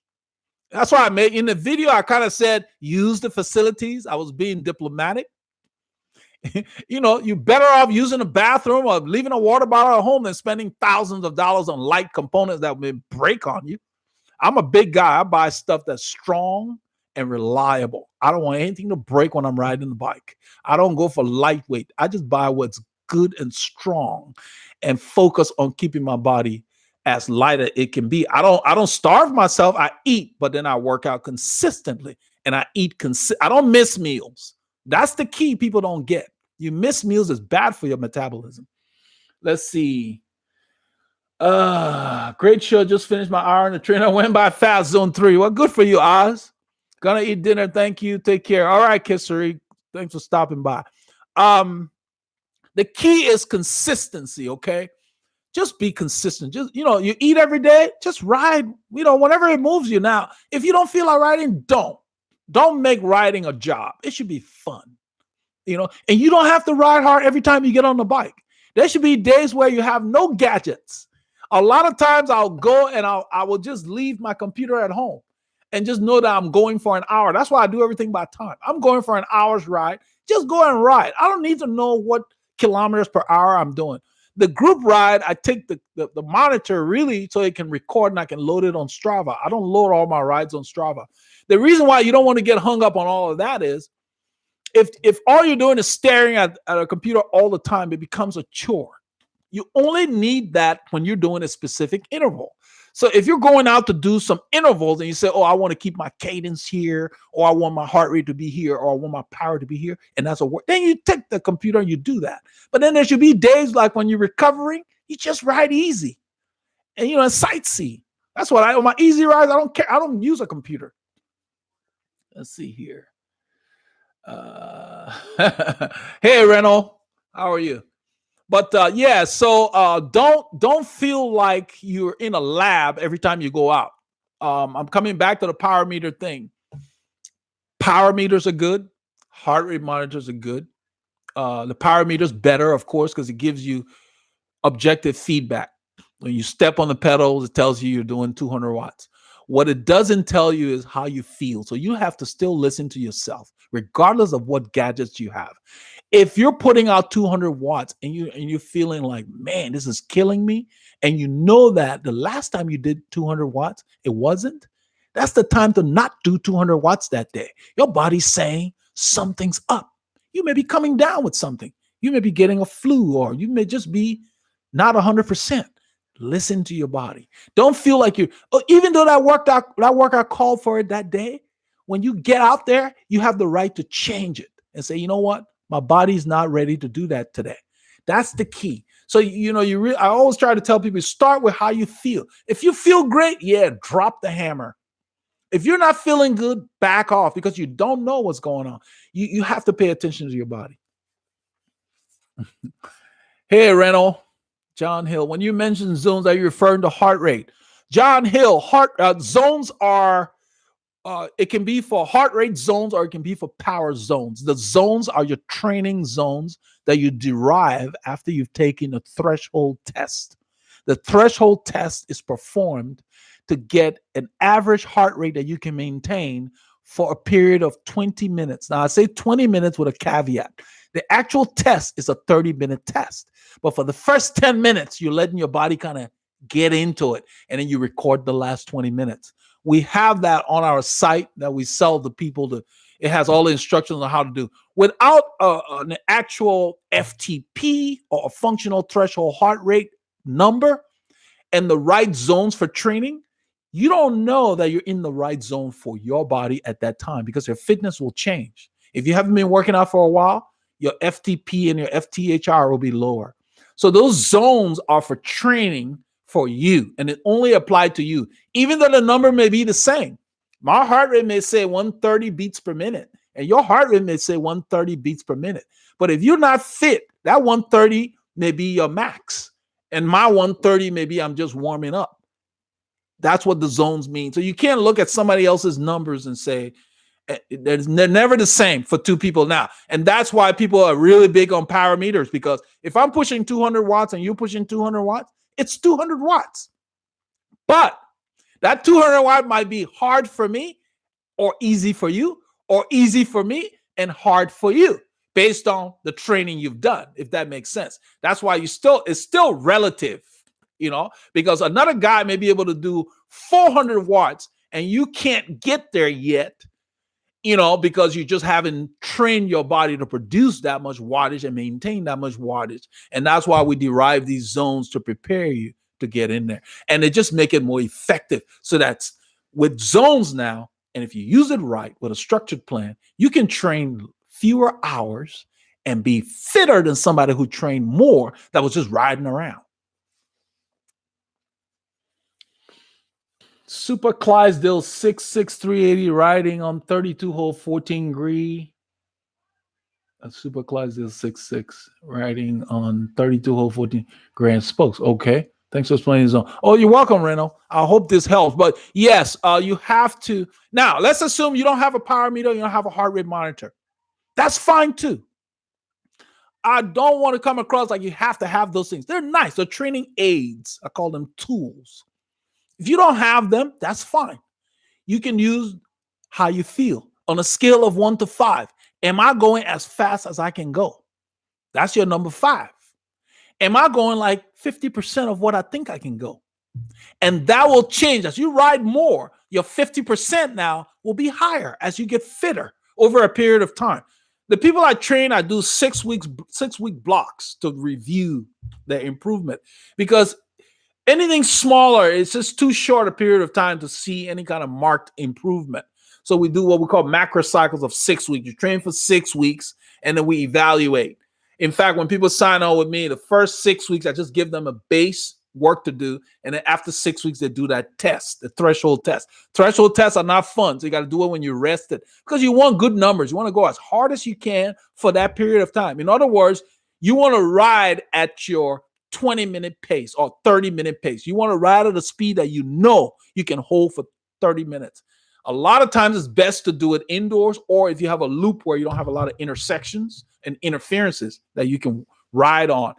But that's very important to do it right so that your training makes sense and it means something. And this is a test you will do throughout the year in intervals, periods of time, maybe every 3 months or so, as your fitness changes, because those numbers will change slightly. And that way you can tweak your zones to make sure. So when I say I'm in zone 4, for me, it might be different for another guy. My zone 4 might be his zone 5. I only do 5 zones. Other people do 6, 7 zones. And all they do is they split. They take the numbers from 5 and they have a 5A, 5B, 5C. That's what I do. 5A, 5B, 5C, because once you hit zone 5, you're going full gas. So it doesn't matter whether you're doing aerobic capacity or anaerobic capacity or maximum. Hard is hard. When you're going as fast as you can go, that's hard.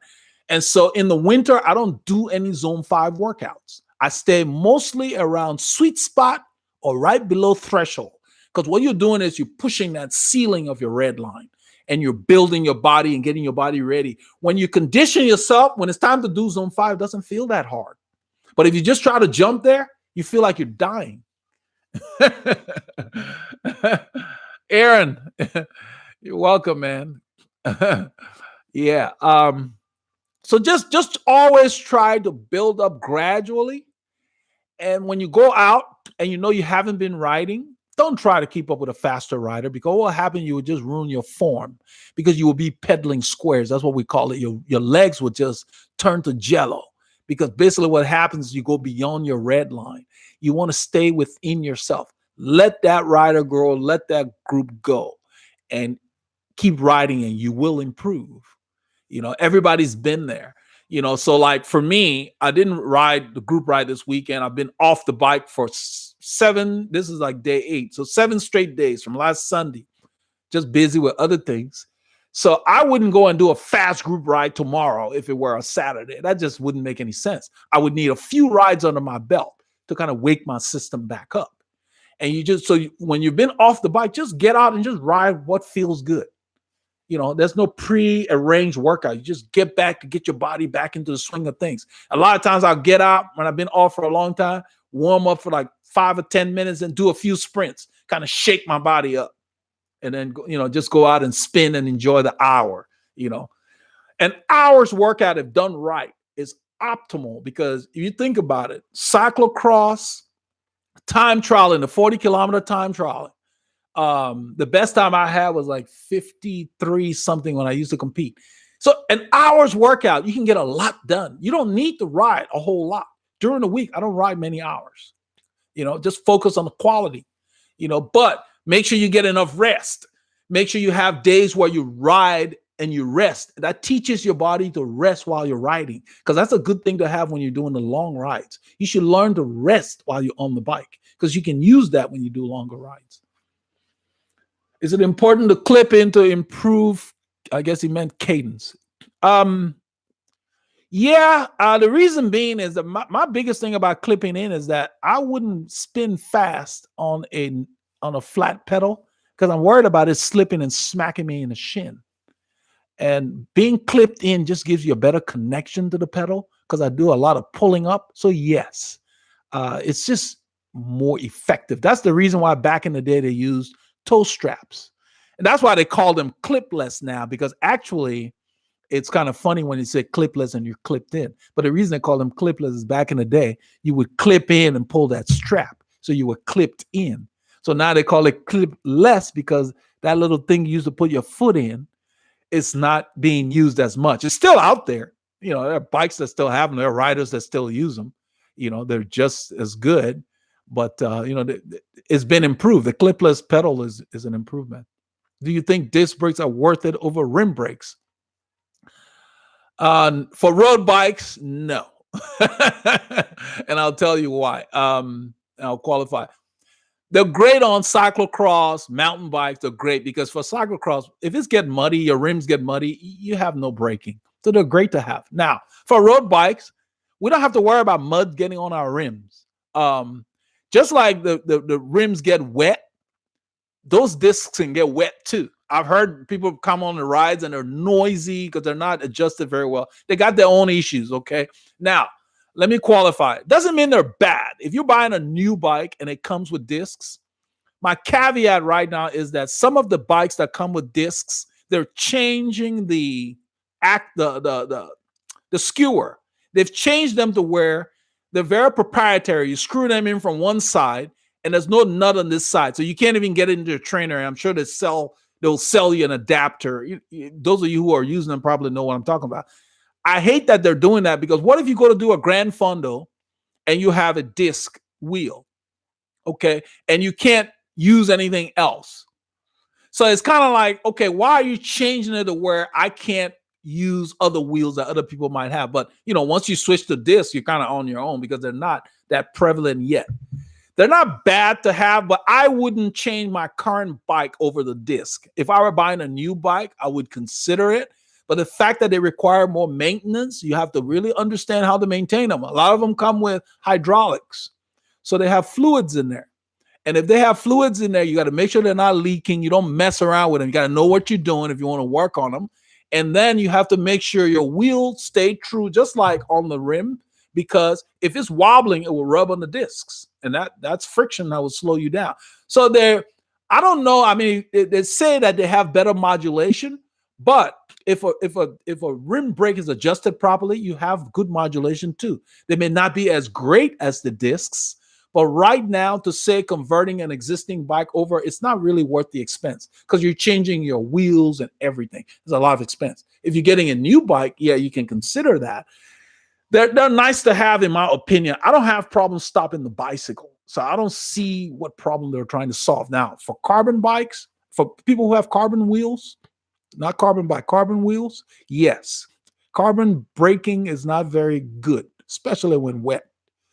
So yes, that's a good option to have, but it's a trade-off, So if you're getting a new bike and it has it, fine. But to go and take an existing bike, I've seen riders do that and then convert it. It's just a big hassle, because then I've seen them use twist ties to hold it on there. So if the bike comes with it, it's a cleaner application. It looks pretty good, but it's not something I would retrofit an existing bike with.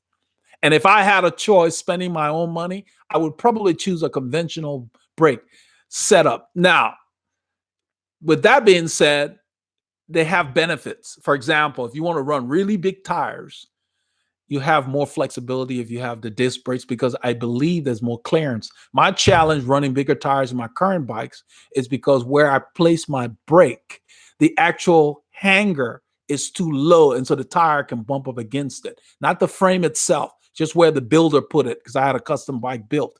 But I think that could be remedied. So yeah, it's kind of 50-50. I wouldn't say too much against it, but it's not something I would go out of my way to get. I don't see that much of an improvement over the existing braking system on aluminum wheels. But if you're getting carbon wheels, I believe you have more flexibility in the kind of rims you have available to you. Now with the discs, they probably have more choices. And then the designs of the bike, there's more flexibility. But I think they need to lighten it a little more and maybe improve the amount of maintenance. And it needs too much fiddling. My regular brakes, I put them on there. I don't worry about it for a long time. With those, you have to make sure that you understand how to get them adjusted, because as the discs wear, you have to adjust them closer to, not the disc itself, the pads. You have to adjust them, otherwise your travel is affected as well. Plus, they have mechanical and they have the hydraulic. So you have to know which one you're getting. I don't know which is better than the other, but they all have their own little caveats. So it's just more headache. It's more to deal with. It says, how can I train to become a pace cyclist? That's a tough one, Reno, because everybody should be a pace cyclist. I mean, we talked about it jokingly in one of the videos recently, where you have to learn how to pace yourself. One of the things that slow you down is going too fast early in the ride, and then you're out of bonk or you have to back off anyway. You have to know what you can do for the duration. You have to know the purpose of your ride. So let me put it this way. You need structure. When you say pace cycling, I think I know what you mean. Whatever pace you want to hold, you have to prepare your body for it. So first thing you need to know is how far you plan to go that day. So if you're going on a 2-hour ride, what is your purpose? Okay, I want to be a faster cyclist that day. So your warm up is 10, 15 minutes. You get into the ride. The middle of the ride, you got to ride harder than you normally ride if you want to be faster. So the middle of the ride, you will push yourself. And then the latter part of the ride, you back off. So you want to be a pace cyclist, you need to learn how to do intervals. Intervals teach your body to work harder than normal. And over time, the body remembers all those pieces of intervals you've done, and it will put them together to where you'll be able to go faster, longer over time. That's the best way I can explain it right now.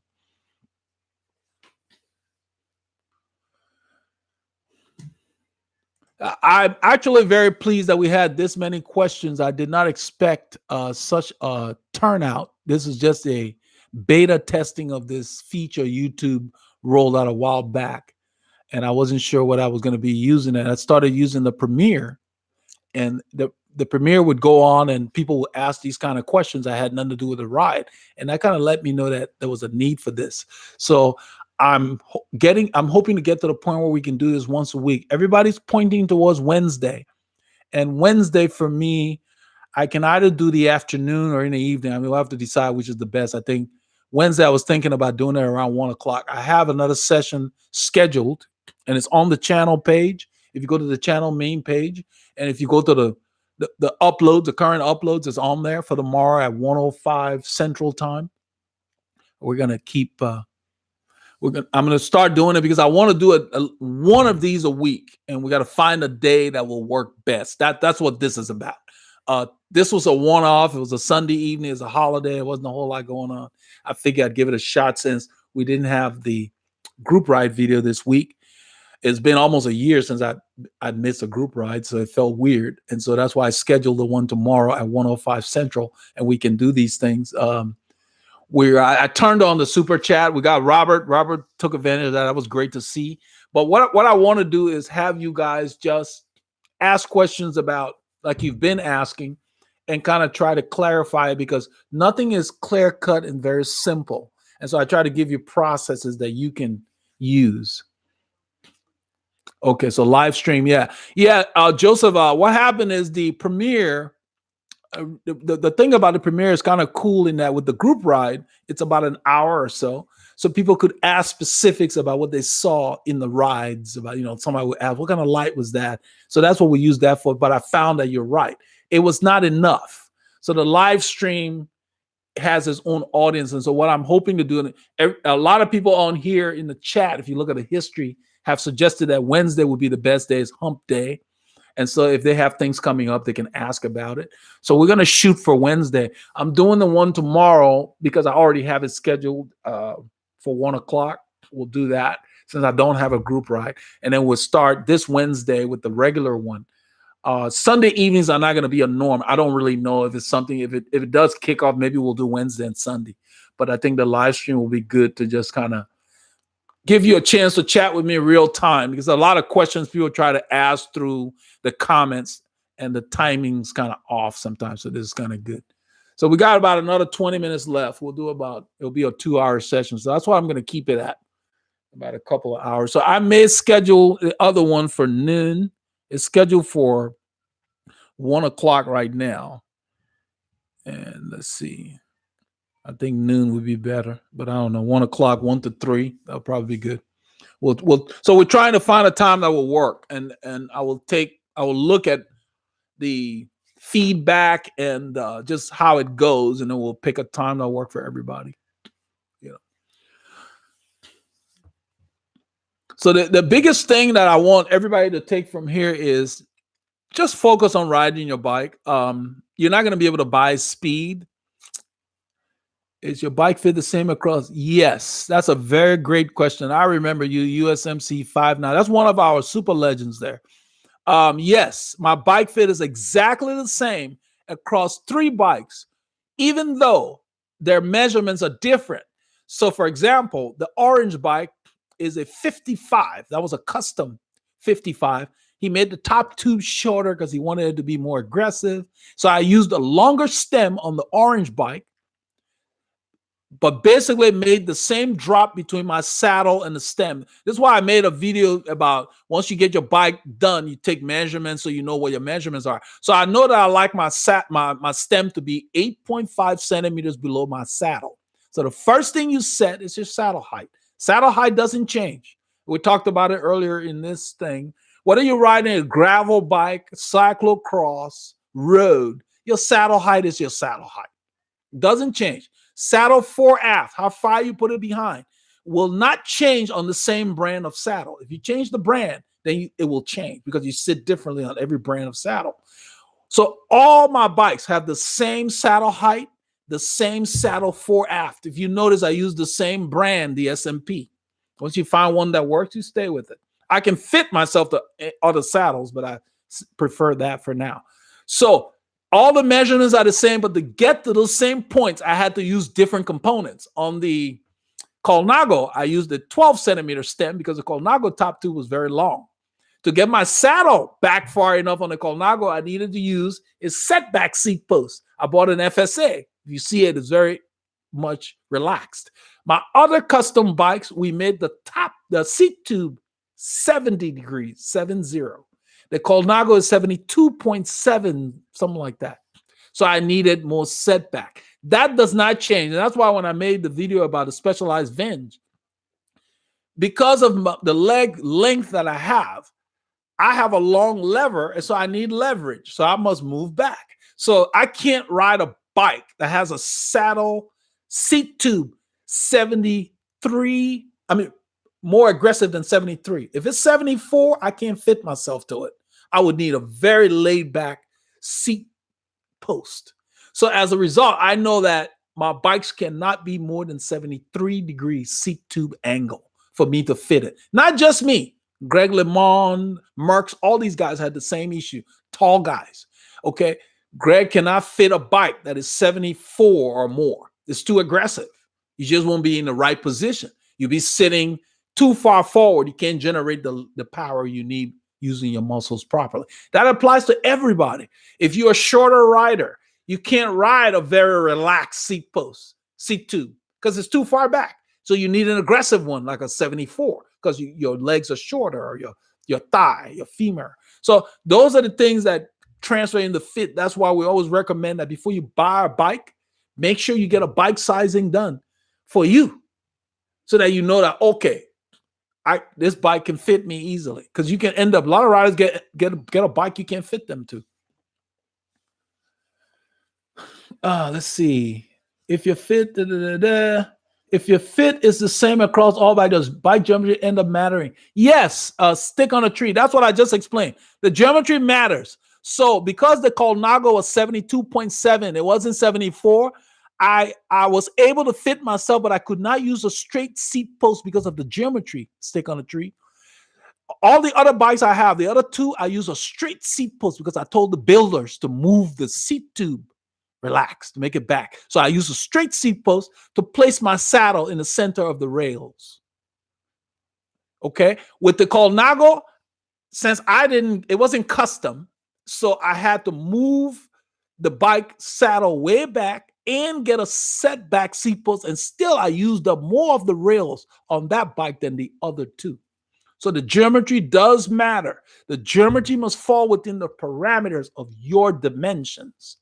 Some builders don't make very relaxed seat tubes. So you got to know if it's off the shelf, you got to know, okay, if I ride a 55 or a 52, what's the angle of the seat tube? Am I going to be able to fit that? That's what I covered in that specialized Venge video that I posted here for somebody. It's in the bike fit playlist. Specialized Vents. I said, can it fit you? If you search for specialized Vents on the channel, you will see what I'm talking about. So before you spend a lot of money on any bike, make sure the dimensions will work for your body.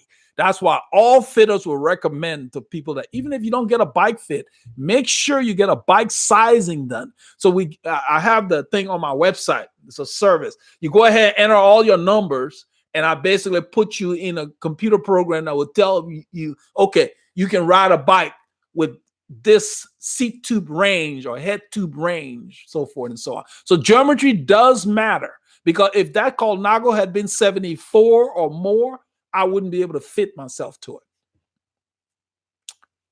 And I would be stuck with the frame. Let's see here. Computer, would you speak with the importance of a torque wrench? Yeah, I use a torque wrench, especially on the small bolts. When you're tightening your stem to the bars, a lot of them take like anywhere from 5 Newton meters thereabout. And then the actual stem steerer tube, some of them might take up to 8, depending on the thing you have. When you're using carbon parts, it's even more important because you can crush your bars if you over tighten the stem where it clamps on the bars. It's important that when you do use the torque wrench, when you're done, unravel it. Don't leave it, the torque settings in place when you store it, because that will ruin your calibration. Torque wrench is important because then it takes the guesswork out. You don't have to wonder, is it tight enough? Can you do it without a torque wrench? Yes, but it takes a lot of experience. You have to know when to let that bolt go when it stops. People tend to tighten things too much. So if you're new at it, a torque wrench is better, especially if you have carbon parts. Very important, especially a seat post on the carbon bike. You don't want to over tighten that because you can ruin the whole frame if you pop that thing. No problem, Dev. Yeah, so the areas that you're most likely to make an expensive mistake on a carbon frame is the seat clamp, where your seat posts go in the frame, that little bolt there, 5 to 7 Newton meters. There should be no more than that. That's a range. If they tell me 7, I usually do 5.5 to 6, because you don't need to be at the max. They tell you what the max is. And even that max is below the true max, because they're not going to tell you the max is not where it breaks. Okay. And you don't need to be at the max for it to be tight, because you will find that if they tell you 7 and you do 5 and you take a regular wrench and you put it in there, you can't even move it. And on small bolts, it's always good to use your thumb and your index finger to turn the tool. And always use a short tool. That's why most of those wrenches are short, the Allen wrenches, because you don't need your whole hand torquing a little bolt. That's when you get in trouble.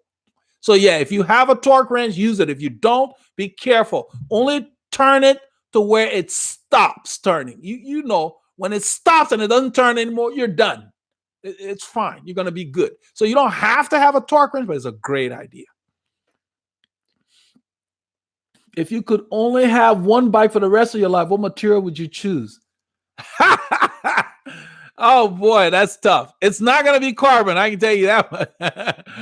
Oh man, I would probably choose titanium.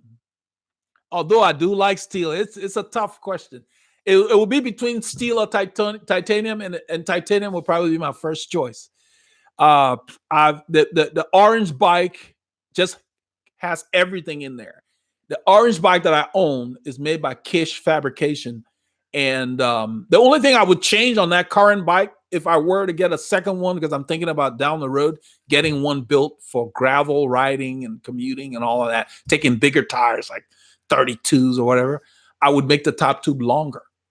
I don't think he made it long enough because, I have real long arms. That's about the only thing. But as far as the ride, um, it has the ride of steel and the lightness of carbon. That's the best way I can explain it. And then it's just durable. It's bomb proof. Ended up painting the one I currently have. You can see the way I painted it is that all the high traffic areas, there's no paint. The next one I get will probably have no paint. Will just be plain titanium. But I like it because the liveliness, and it transfers the road to you. You can tell what the pavement is doing. It's kind of hard to explain. You have to ride it to experience. So it's so close to steel, but lighter, if that makes it friskier. Let's put it that way. And then the steel is just a very close second, because they have all kinds of steel they're making now. My Colnago is so much fun. That's why it has a steel fork, which adds to the weight, but that gives it that classic feel, So yeah, it wouldn't be carbon because I owned a carbon frame and I was not pleased with the ride. May have been just that manufacturer. It was a Calfee. They're no slouch, they're up there, but it just felt dead after a while. The ride just felt dead to me. And the titanium just is very, very lively and just responsive. When I pedal, that bike goes forward. So yes, it would be titanium. That would be the choice. I would pick a titanium bike. You weigh 180 pounds, 5'11". What would you recommend the best tire PSI? You're lighter than me, man. I ride 90 in the front, 95 in the rear. That's all you need, man. When I tell people that, they're surprised, but try it. Go on one ride, put 90 in the front and 95 in the rear. You will feel the suppleness of the tire, that kaplunk that you get when your car goes over expansion cracks, kaplunk, kaplunk. You miss that when your tires are too hard on a bicycle. All those expansion cracks will disappear. Now, it depends on what size tire you're riding. If you're riding 18s, you're going to have to pump it up. But 23s or more, yeah, you can put 90, 95. You're not that heavy at 180. I'm 195. I'll weigh you about 15 pounds. So yeah, try that on one ride. Yeah, he said tires are 23. Put 90 in the front, 95 in the rear. You will experience, it will not slow you down. And since you're 180 pounds, when you wear out those 23s, get some 25s. You're a big guy. You're not 150. You don't need 23s. You need some rubber on the road. You see the performance cars? Tires in the rear are big. Grip gives you more acceleration. I ride 28s on the rear, 25 in the front. So yeah, you need some bigger tires. Then John Hill said, why not aluminum? John, I've never owned an aluminum bike. So I wouldn't make it a first choice. If I had the option of trying it, I probably would. They're good. They're good bikes. You can get a very nice frame, very competitive in weight to a carbon. I've just never owned it. So at this point, I wouldn't make it my first choice, But yeah, carbon would be my last because I just don't like how fragile they are. You crash and you're worried about, is it rideable, Do I need to get an ultrasound on this thing to make sure there are no cracks? I had a carbon bar that just broke on me catastrophically years ago. I crashed because of that. And I went back to aluminum bars since then. So I will not ride carbon bars for that reason. Now, the bikes are a different thing. My issue is that they require carbon bikes are great. If you don't crash them, they're great. But if you crash them, you do have to get them checked out because you can't see it. See, with metal, when they reach their fatigue point, they bend. When carbon reaches there, it breaks. So before it gets there, you might have hairline fractures you can't see. And they'll tell you that. Let's see. How do you feel about hanging a bike by the wheel? Can the wheel be damaged eventually? Um, that's one of those. It's kind of hard to say. I've done it, not for a long period of time. I don't think it's a good idea because the weight of the bike is pulling on the wheel. I hang my wheels, but I hang them on hooks, just the wheels in the garage, the extra wheels. So yeah, I wouldn't hang it by the bike. Now, if you're putting the bike on the wall where those stands where you've got the thing on the wall, you hook the front wheel and then the rear touches the wall, that's different. And I think what you mean is just hanging it from the rafters by the wheel. Uh, it's a hit or miss. I wouldn't do it with carbon wheels, but I think with aluminum wheels you'd probably be okay. But I wouldn't do it with carbon wheels because they don't know. I don't think anybody tested that. So yeah, it's a good question. You got your nice fancy wheels. No, don't hang the bikes by them. But if you're putting it on the wall where the front wheel is hooked and the rear wheel touches the wall, no, there's not much weight on the wheel in that configuration because the bike takes up less space. A lot of people store their bikes like that. But don't hang it from the rafters with the whole bike on your nice fancy carbon wheels. Do aluminum because they're tough. Let's see. Would like your opinion on mountain bike shoes on a road bike. Oh yeah, I'm currently using regular Dawn, but doing a lot of commuting. Oh yeah. One of my friends, Alan, that's all he uses, and he's got the fanciest bikes out there. He's got a Cervelo P5 and a Cervelo R. I think it's an R2, the road one. Yeah, that works. He doesn't have the tiny SPD ones, like that looks like a cross. I'm saying the small one. He's got like a middle-sized mountain bike pedal. It's hard to describe. It's bigger, almost like, yeah, you guys know what I'm talking about. Not the tiny SPD stuff. That's not what he's using. There's nothing wrong with that. But for me, if I were to do that, I would get the bigger mountain bike pedal that has more meat on it that you can clip in on both sides. I'm sure the SPD can do the same thing. And the reason he does that is because he says it's easier to walk in the shoes. So yeah, if you're commuting, that's great. There's nothing wrong with that. Just make sure you get pedals that will work for you. Some people have a lot of numbness when they use that tiny SPD one. They kind of look like this. They're just small, like a little star.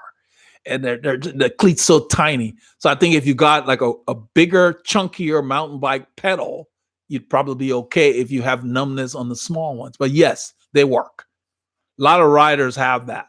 I just use the road cleats, so I don't have a problem with them.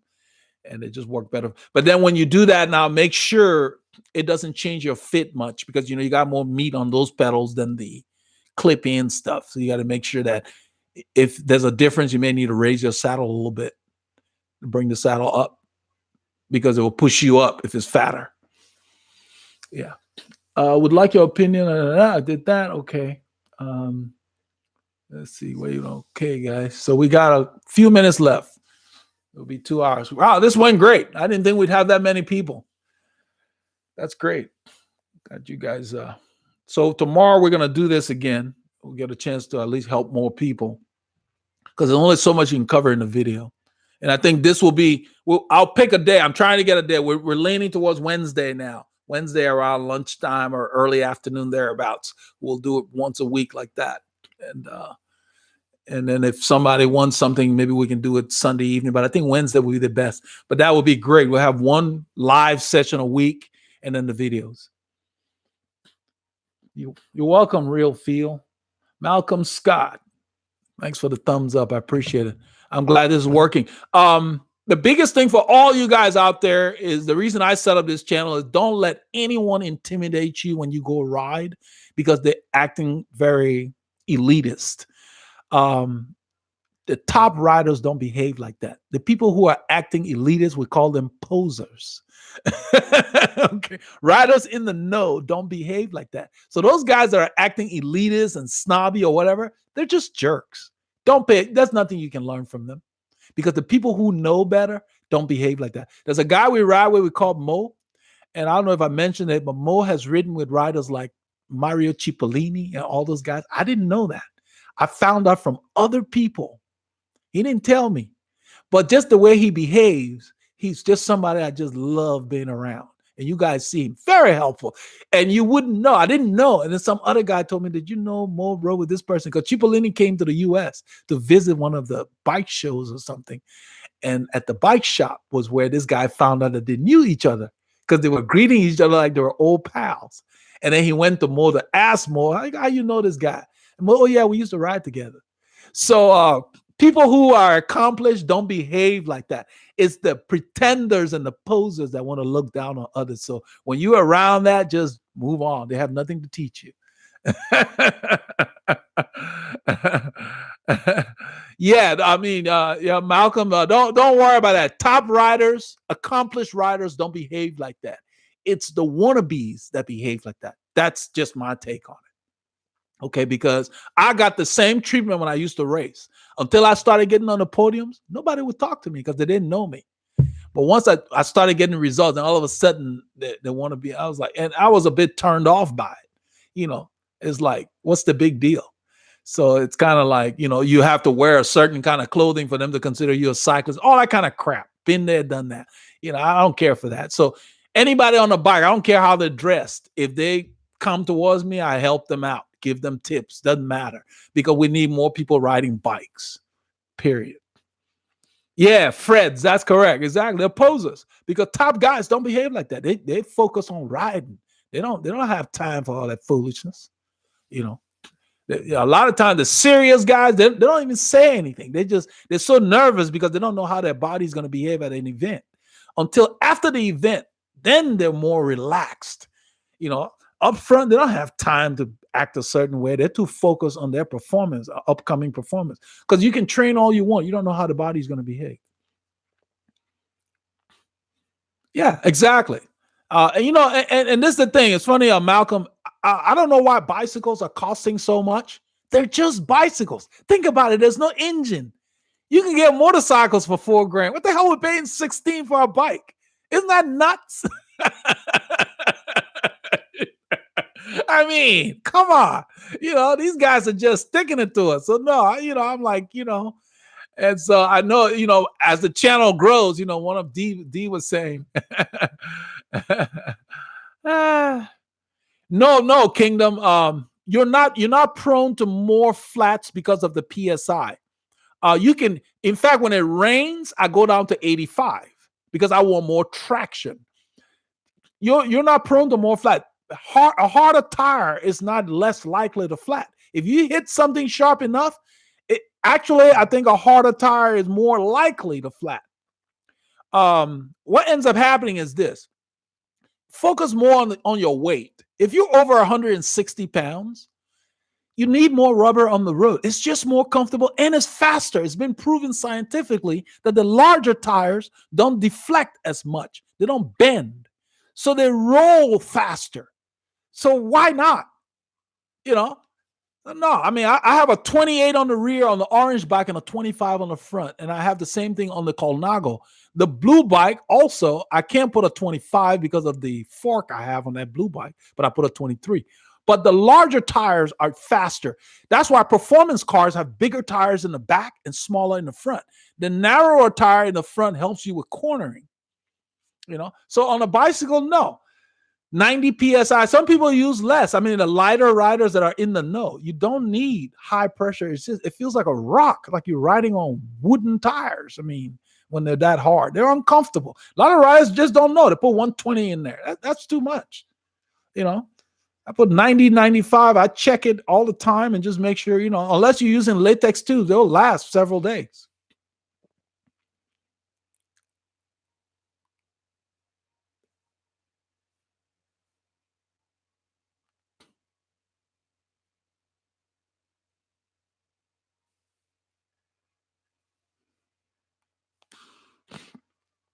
Yeah, Karian, what you talk about high-end frame that made in China. Yeah, it's not so much where they're made.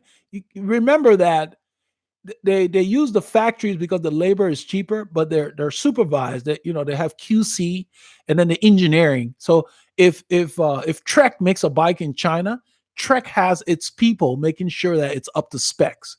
So even when they copy Trek and all these other guys, what you have to keep in mind, the copies are dangerous because you don't know if they're at that level. Now, Just because they're made in China doesn't mean they shouldn't charge us a fair price. But my issue is 16 grand for a bicycle. It's a bicycle. I'm the engine. Why is it costing that much?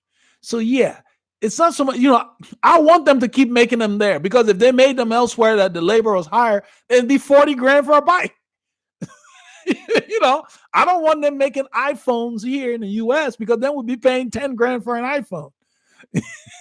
So it's okay that they make that there, because but you want to focus on the brand, because the brand hold the specs for the engineering, and that's what you're getting. But still, it is a crazy markup.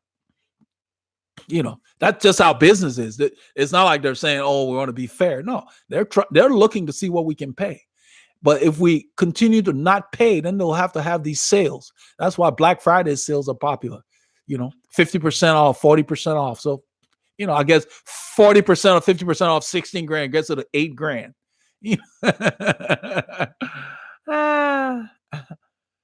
Yeah, real feel. I see you said 26 millimeter. When you measure these with the calipers, they're not always what is stamped on the tire.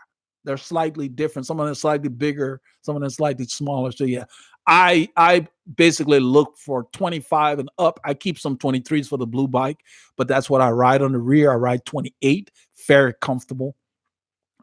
The comfort increases with the TPI. The racier tires, yes, they're more comfortable. Vittoria, the Rubino, Rubino Pro is not high TPI, but the high TPI like 4000S, kind of those high quality racing tires, they do ride differently. Now, if you put latex tubes in them, that you feel the difference. There are differences there, but still, I get the tires on sale, get the tubes on sale, and then I mix and match. So I use my latex and other stuff for fancier rides. I don't train on those. I train on my Continental Gator skins because I have less headaches with flats. They're tougher, especially in the winter.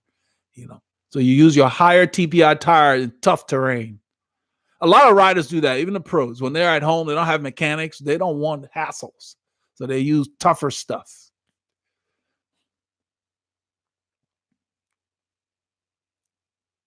Thanks, Rick. Welcome. I'm 225 pounds. What do you recommend for my tires and pressure? Larry Earp, you're a big guy like me. 200 and about 25. So I was 230 a long time ago. I lost that over the years. I don't think you need to go much over 100, Larry, but you need at least 25 millimeter tires. Please don't ride the skinny ones. You're a big guy. You will be more comfortable and you will be faster because they roll better. They don't deflect as much. You don't get tire rubbing with 25s with campy brakes. No, Rodney, I don't.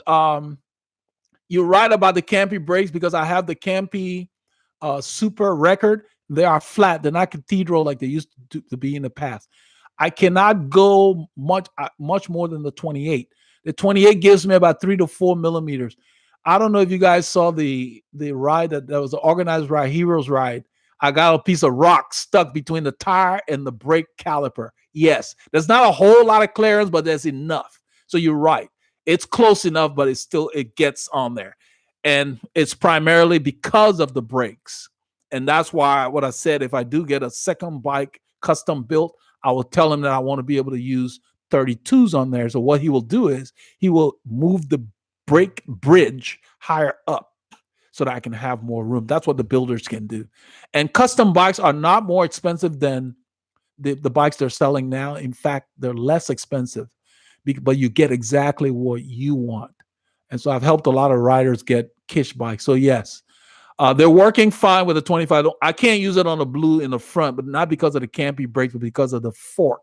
The Ritchie fork, the angle was too low, so I can only do 23s in the front and the blue, and it's fine.